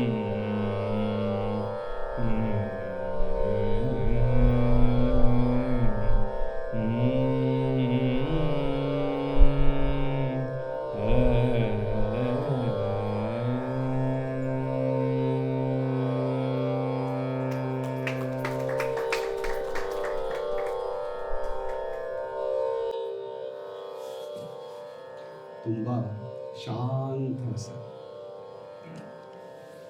ಹಿಂದೂಸ್ತಾನಿನಲ್ಲಿ ಲಲಿತ್ ಎನ್ನುವ ರಾಗವನ್ನು ಹೋಲುತ್ತೆ. ಕರುಣಾರಸ, ಶಾಂತರಸ, ಒಂದು ರೀತಿಯ ಶಾಂತ ಶೋಕ. ಅಂದರೆ ಈ ಭಾವ ತುಂಬ ವಿರಳವಾದ ಭಾವ, ವಿರಕ್ತಿಯಿಂದ ಕೂಡಿದ ಶಾಂತ ಶೋಕ. ಈ ಶ್ಲೋಕ ಈಗ ನಾವು ಆನಂದ ಲಹರಿಯ 3 ಶ್ಲೋಕಗಳನ್ನು ದಾಟಿದ್ದೇವೆ.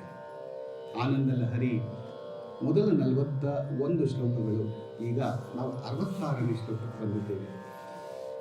ನಾನು ಹೇಳಿದಂತೆ 42ರಿಂದ 100 ಶ್ಲೋಕಗಳು ಸೌಂದರ್ಯ ಲಹರಿ ಎನ್ನುವ, ಇದು ದೇವಿಯ ಮೊದಲ 41 ಆನಂದ ಲಹರಿ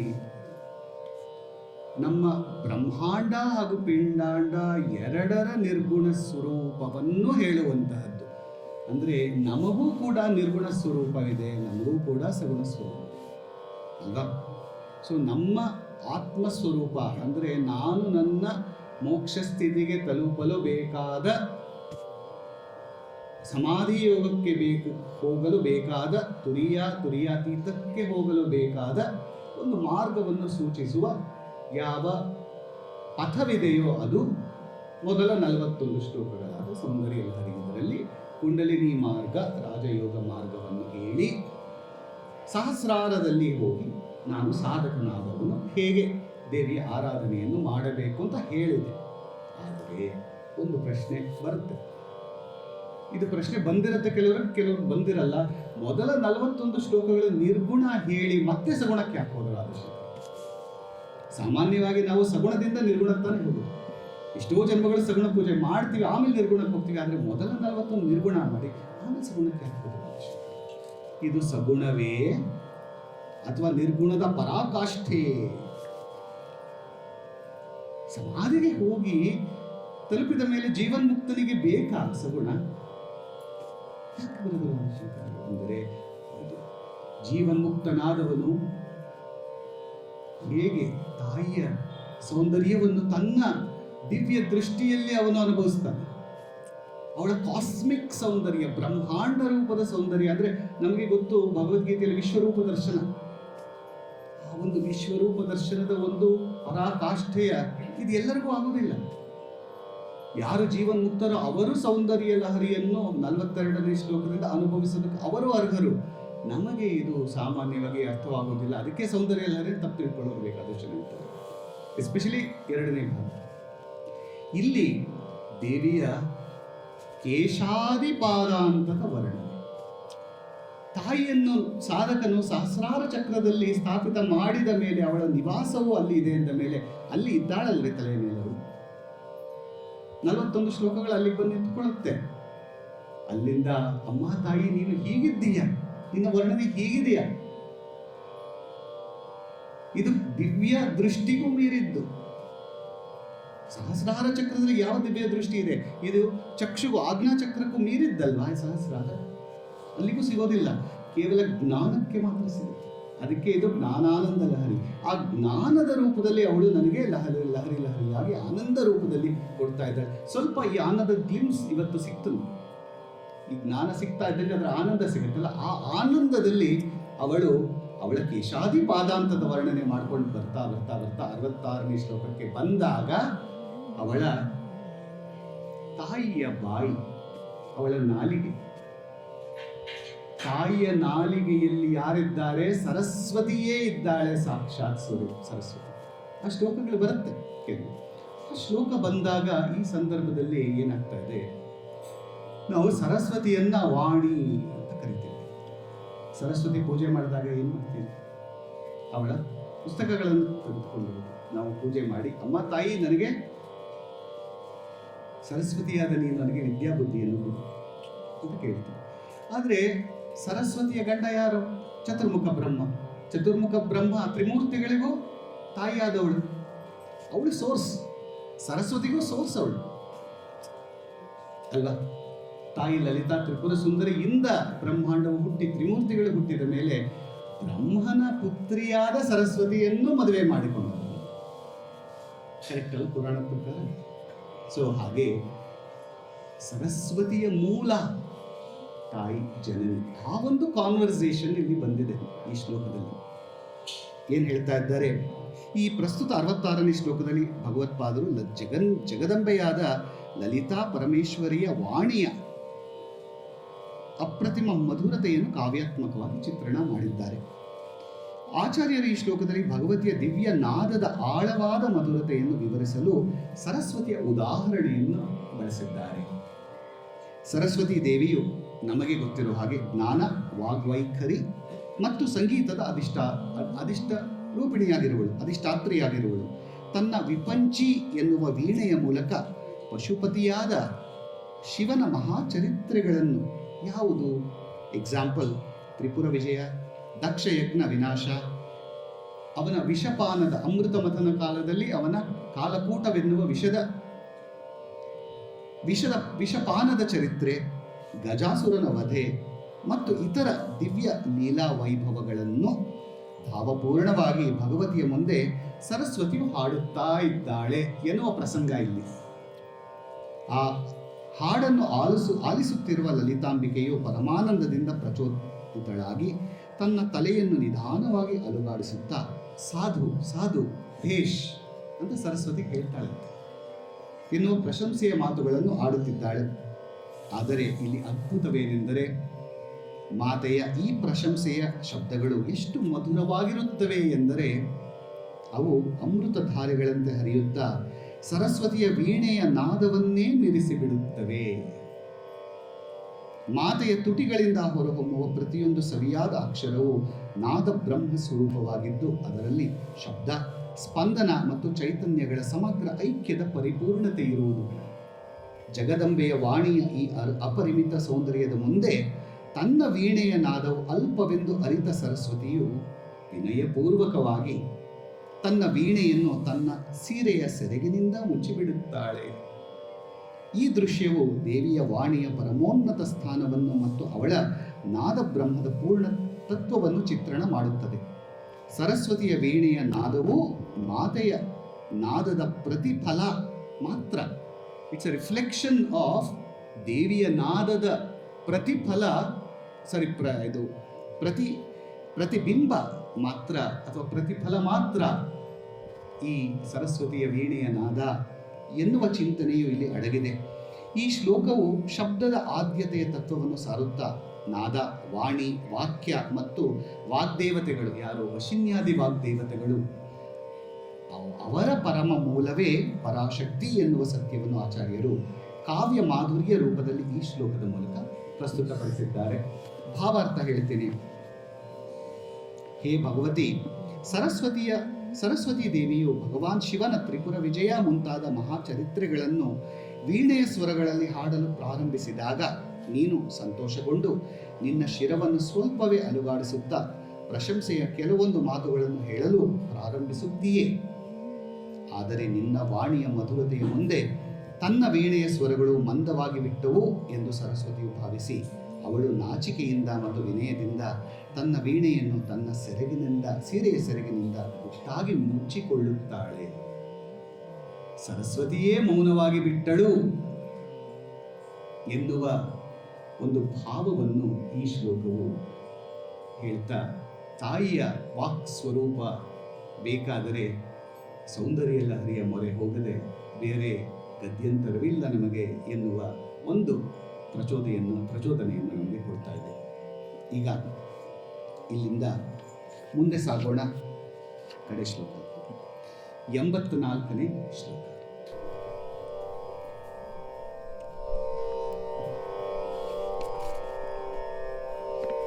ರಾಗ ಅಹಿರ್ಭೈರವ.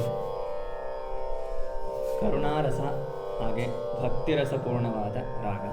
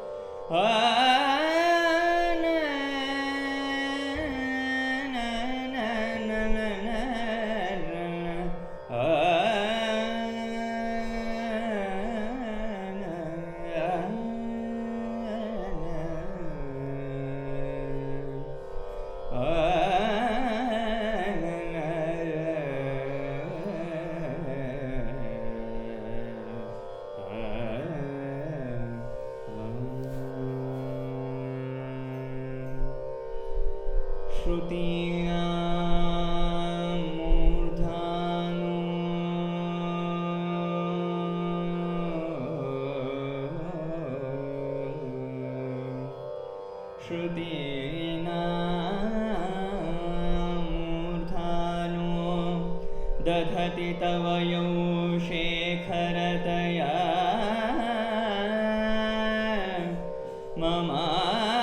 ममाप्येतं मातशिरसि दयया देहि चरणं ययो पाद्यं पशुपति जटा जोट तटनी पशुपति जटा जोट तटनी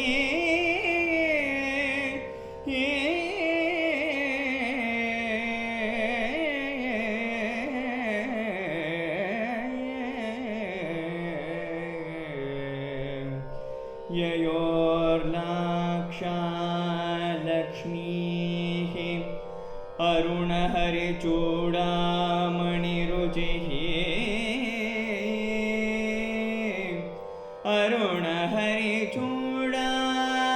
अरुणहरिचूडामणिरुचिः हरिचूडामणिरुचिः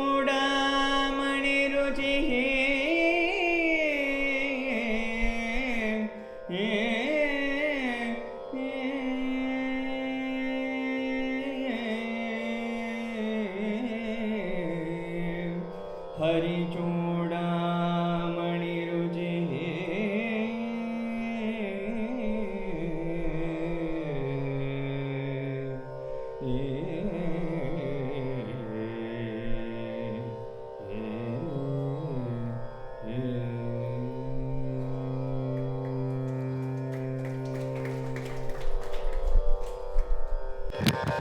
ಅವಡಿಸು ಪರಮಾತ್ಮ ಶ್ರೀ ವೆಂಕಟೇಶ ಮನವೆಂಬ ಮಲ್ಲಿಗೆಯ ಹೂವ ಹಾಸಿಗೆ ಮೇಲೆ ಇದೇ ರಾಗ ಆಗಿದ್ದಾರೆ.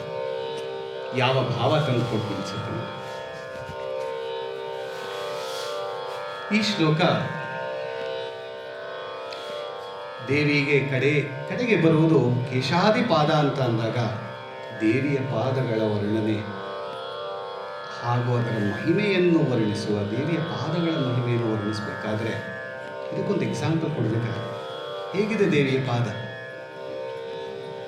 ತಾಯಿಯ ಪಾದಗಳ ಮೊರೆ ಹೋಗದೆ ನಮಗಿನ್ಯಾವುದೂ ಗದ್ಯಂತರವೇ ಇಲ್ಲ.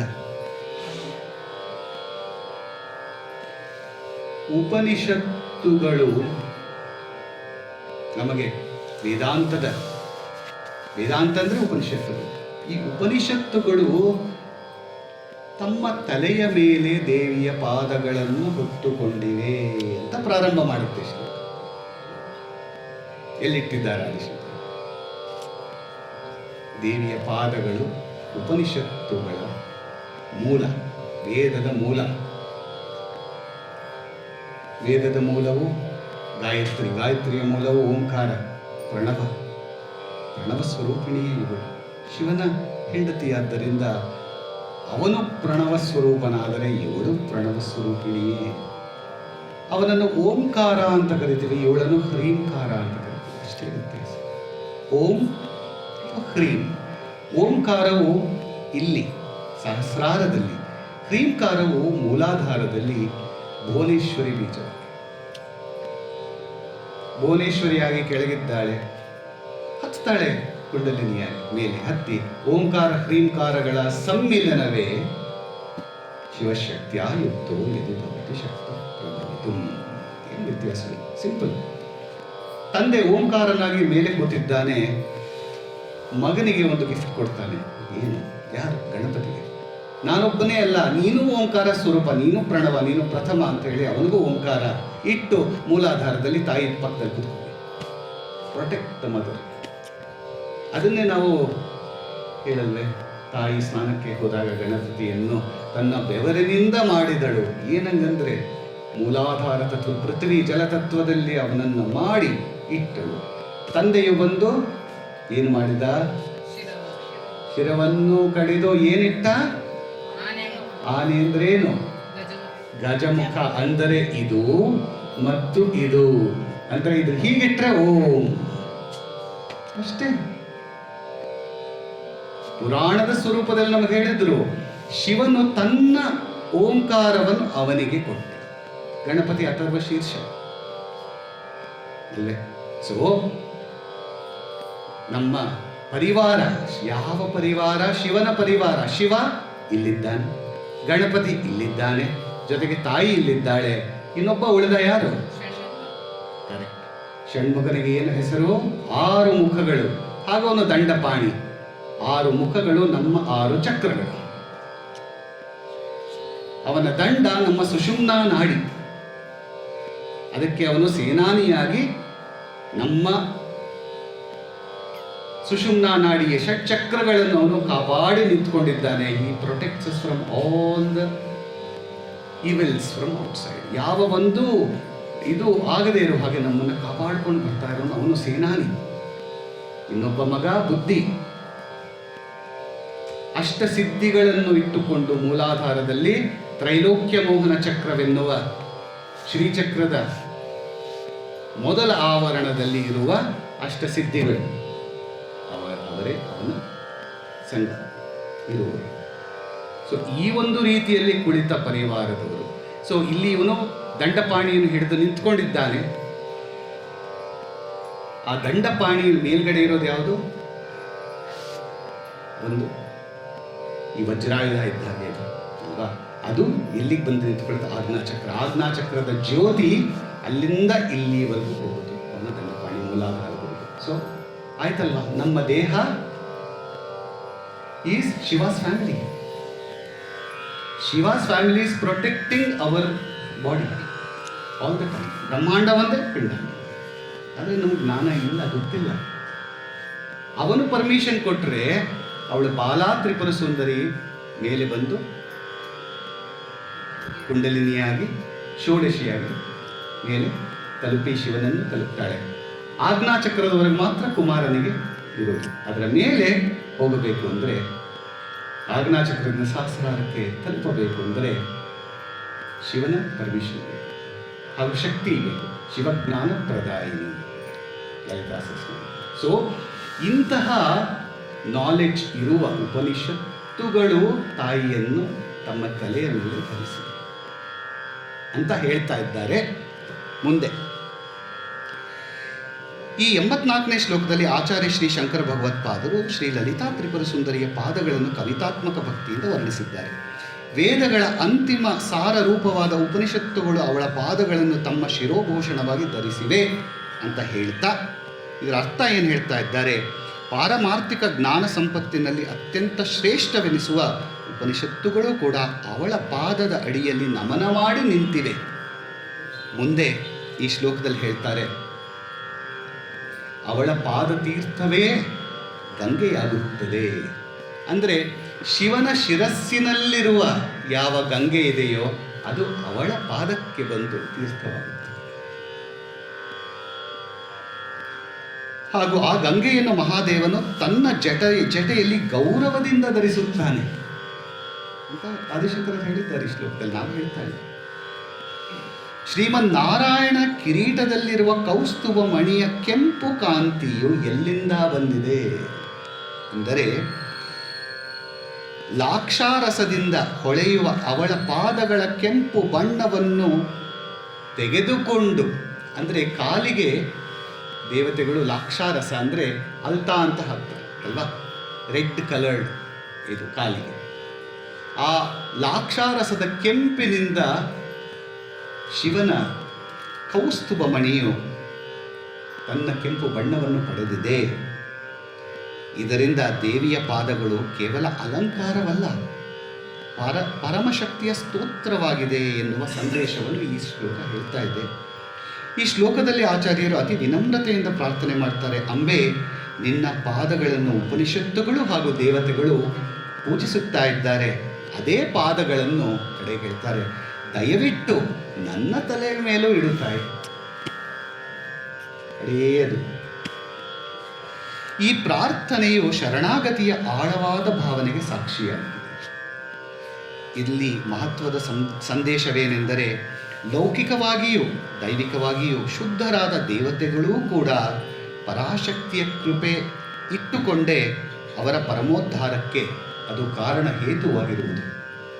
ದೇವಿಯ ಪಾದಾರವಿಂದಗಳಲ್ಲಿ ಶರಣಾಗತಿಯಾಗುವವನಿಗೆ ಮಾತ್ರ ಅಂತಿಮ ಮೋಕ್ಷವು ಸಾಧ್ಯವಾಗುತ್ತದೆ. ಆದ್ದರಿಂದ ಈ ಶ್ಲೋಕವು ದೇವಿಯ ಪಾದಗಳಲ್ಲಿ ಭಕ್ತಿ, ಶರಣಾಗತಿ ಮತ್ತು ಪರಮೋನ್ನತಿಯನ್ನು ಪ್ರಕಾಶಿಸುತ್ತದೆ. ಕಡೆಯಲ್ಲಿ ಭಾವಾರ್ಥ ಹೇಳ್ತಾ ಇದ್ದೀನಿ. ಹೇ ಭಗವತಿ, ನಿನ್ನ ಚರಣಗಳು ಎನ್ನುವ ಪುಷ್ಪಗಳನ್ನು ಉಪನಿಷತ್ತುಗಳು ತಮ್ಮ ಶಿರದಲ್ಲಿ ಶಿರೋಭೂಷಣವಾಗಿ ಧರಿಸುತ್ತವೆ. ಪಶುಪತಿಯಾದ ಜಟಾಜೂಟದಲ್ಲಿ ಸ್ಥಿತಳಾದ ದೇವಗಂಗೆಯು ನಿನ್ನ ಪಾದ್ಯ ಜಲ ಆಗಿರುವಳು.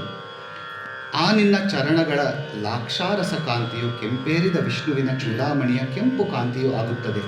ಈ ನಿನ್ನ ಚರಣಗಳನ್ನು ನನ್ನ ತಲೆಯ ಮೇಲೂ ಕೂಡ ದಯೆಯಿಂದ ಇಡು ಎನ್ನುವಲ್ಲಿಗೆ ಇಂದಿನ ನಮ್ಮ ಉಪನ್ಯಾಸವು ಸಮಾಪ್ತಿಯಾಗುತ್ತದೆ. ಧನ್ಯವಾದ.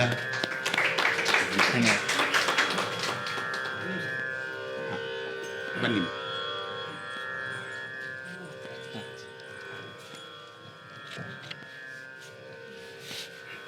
ವಿದ್ವಾನ್ ಮನೋಜ್ ರವರ ತಾಯಿಯವರು ಒಂದೆರಡು ಮಾತನ್ನ ಆಡಬೇಕು ಅಂತೇಳಿ ಅಪೇಕ್ಷೆ ಪಟ್ಟಿದ್ದಾರೆ. ಎರಡು ಮಾತಿನಲ್ಲಿ ನಾನು ಮುಗಿಸ್ತೀನಿ. ಇದು ಉತ್ಪ್ರೇಕ್ಷೆ ಅಲ್ಲ, ಸರಸ್ವತಿಯ ವಾಗ್ಜರಿ ನಮ್ಮ ವಿದ್ವಾನ್ ಕೇಶವ ಪ್ರಸಾದ್ರವರ ನಾಲಿಗೆಯಲ್ಲಿ ಇದಕ್ಕೆ ನುಡಿಸಿದ್ರು ಅಂತ ಹೇಳಿದರೆ ಅದು ಅತಿಶಯೋಕ್ತಿ ಅಲ್ಲ. ಯಾಕೆ ಈ ಮಾತನ್ನು ಹೇಳ್ತೀನಿ ಅಂದರೆ, ಇಷ್ಟೊತ್ತವರೆಗೂ ಸೌಂದರ್ಯ ಲಹರಿಯ ಒಂದೊಂದು ತಾಯಿಯ ಒಂದು ಮಹತ್ವವನ್ನು ಅವರು ಎಷ್ಟು ಚೆನ್ನಾಗಿ ವಿವರಣೆ ನೀಡಿದ್ರು. ಹಾಗೆ ನಮಗೂ ಎಲ್ರಿಗೂ ಆ ತಾಯಿಯ ಅನುಗ್ರಹ ಇದೆ ಅನ್ನೋದಕ್ಕೆ ಶ್ಯಾಮಶಾಸ್ತ್ರಿಗಳು ಕರ್ನಾಟಕ ಶಾಸ್ತ್ರೀಯ ಸಂಗೀತದ ತ್ರಿಮೂರ್ತಿಗಳಲ್ಲಿ ಹಿರಿಯರಾದವರು. ಅವರು ದೇವಿಯ ಅರ್ಚಕರಾಗಿದ್ದರು. ಬಂಗಾರು ಕಾಮಾಕ್ಷಿ ಅವರ ಆರಾಧ್ಯ ದೈವ. ಪ್ರತಿದಿನ ಅರ್ಚಕರ ಮನೆಯಿಂದ ಅವರ ತಂಗಿ ಅವರಿಗೆ ಊಟವನ್ನು ತಂದು ಕೊಡೋದು ಒಂದು ಸಂಪ್ರದಾಯ ಆಗಿತ್ತು. ಅದು ತಂದು ಕೊಟ್ಟು ಒಂದು ದಿನ ಏನಾಯಿತು, ಆ ಮಗುವಿಗೆ ಆ ಹುಡುಗಿಗೆ ತಂಗಿಗೆ ಜ್ವರ ಬಂದು ಅವಳಿಗೆ ಹುಷಾರು ತಪ್ಪಿದ್ಲು. ಅವತ್ತು ಅವರು ತಾಯಿ ಅವ್ರಿಗೆ ಕಳಿಸೋಕ್ಕಾಗಲಿಲ್ಲ, ಊಟ ಕಳಿಸೋಕ್ಕಾಗಲಿಲ್ಲ. ಆದರೆ ಶ್ಯಾಮಶಾಸ್ತ್ರಿಗಳಿಗೆ ಊಟ ಬಂತು, ಊಟ ತಿಂದು. ಹೇಗೆ ಬಂತು? ಅದು ತಂಗಿಯ ಸ್ವರೂಪದಲ್ಲಿ ತಾಯಿನೇ ಆ ತಂಗಿ ರೂಪದಲ್ಲಿ ಬಂದು ಶ್ಯಾಮಶಾಸ್ತ್ರಿಗಳಿಗೆ ಊಟವನ್ನು ಉಣಬಡಿಸಿದ್ರಂತೆ.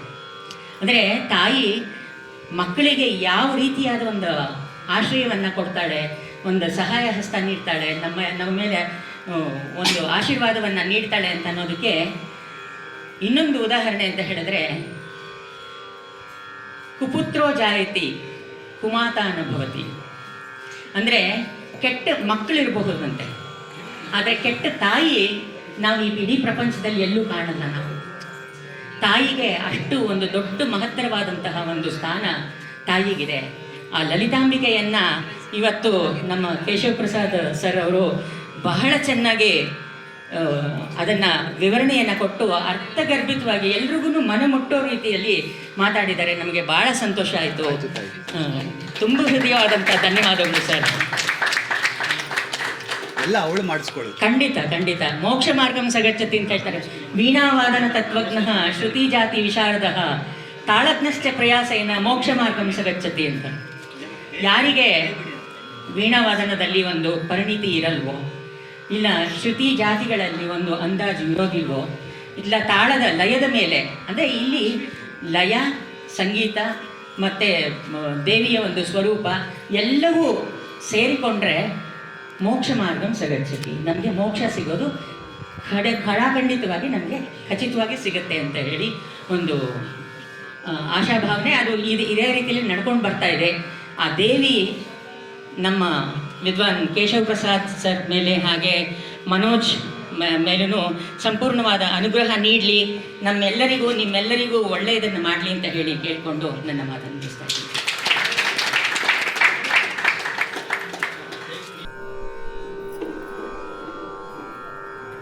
ಭಜ ಗೋವಿಂದಂ ಭಜ ಗೋವಿಂದಂ ಭಜ ಗೋವಿಂದಂ ಭಜ ಗೋವಿಂದಂ ಗೋವಿಂದಂ ಭಜ ಮೂಢಮತೆ ಭಜ ಗೋವಿಂದಂ ಭಜ ಗೋವಿಂದಂ ಗೋವಿಂದಂ ಭಜ ಮೂಢಮತೆ ಸಂಪ್ರಾಪ್ತೆ ಸನ್ನಿಹಿತೆ ಕಾಲೇ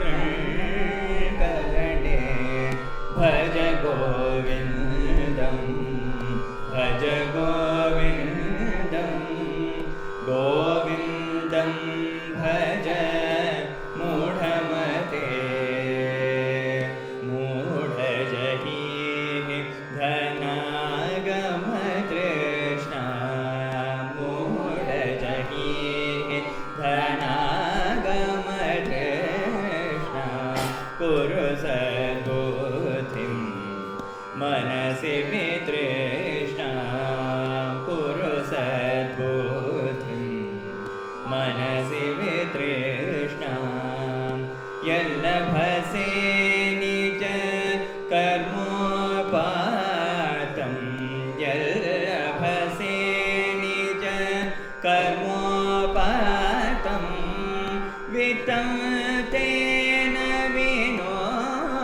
विनोदयचित्तं वित्तं तेन विनोदयचित्तं भज गोविन्दं भज गोविन्दं गोविन्दं भज मूढमते मा कुरु धनजन यौवनगर्वं हरति निमेषात् काल सर्वं मा कुरु धनजन यौवनगर्वं हरति निमेषात् काल सर्वं मायामयमिदम् अखिलं हित्वा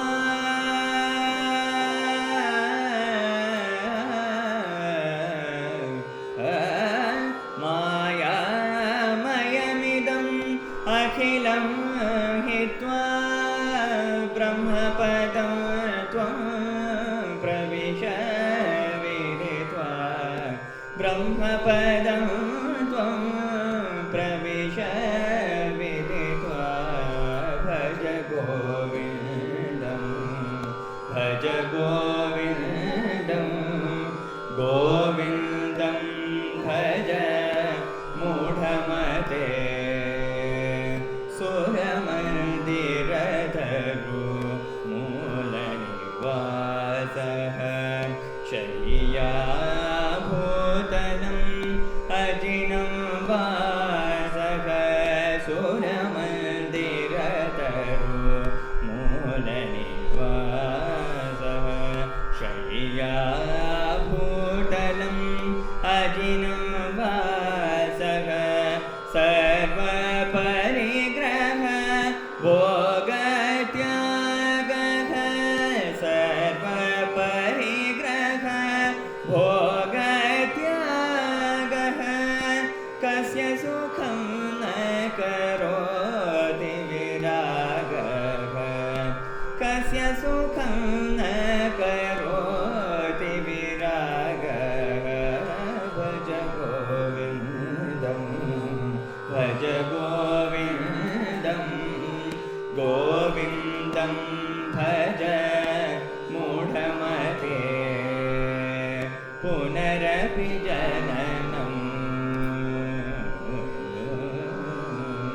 पुनरपि जननं पुनरपि मरणं पुनरपि जननं पुनरपि मरणं पुनरपि जननी जठरे शयनं पुनरपि जननी जठरे शयनं इह संसारे बहुदुस्तारे इह संसारे बहुदुस्तारे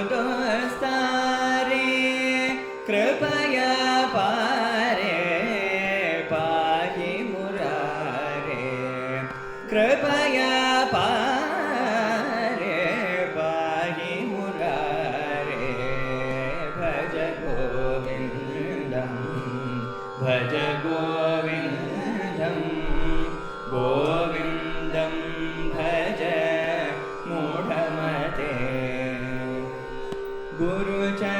गुरुचरणाम्बुज निर्भर भक्तः संसाराद चिराद्भवमुक्तः गुरुचरणाम्बुज निर्भर भक्तः संसाराद चिराद्भवमुक्तः सेन्द्रियमाया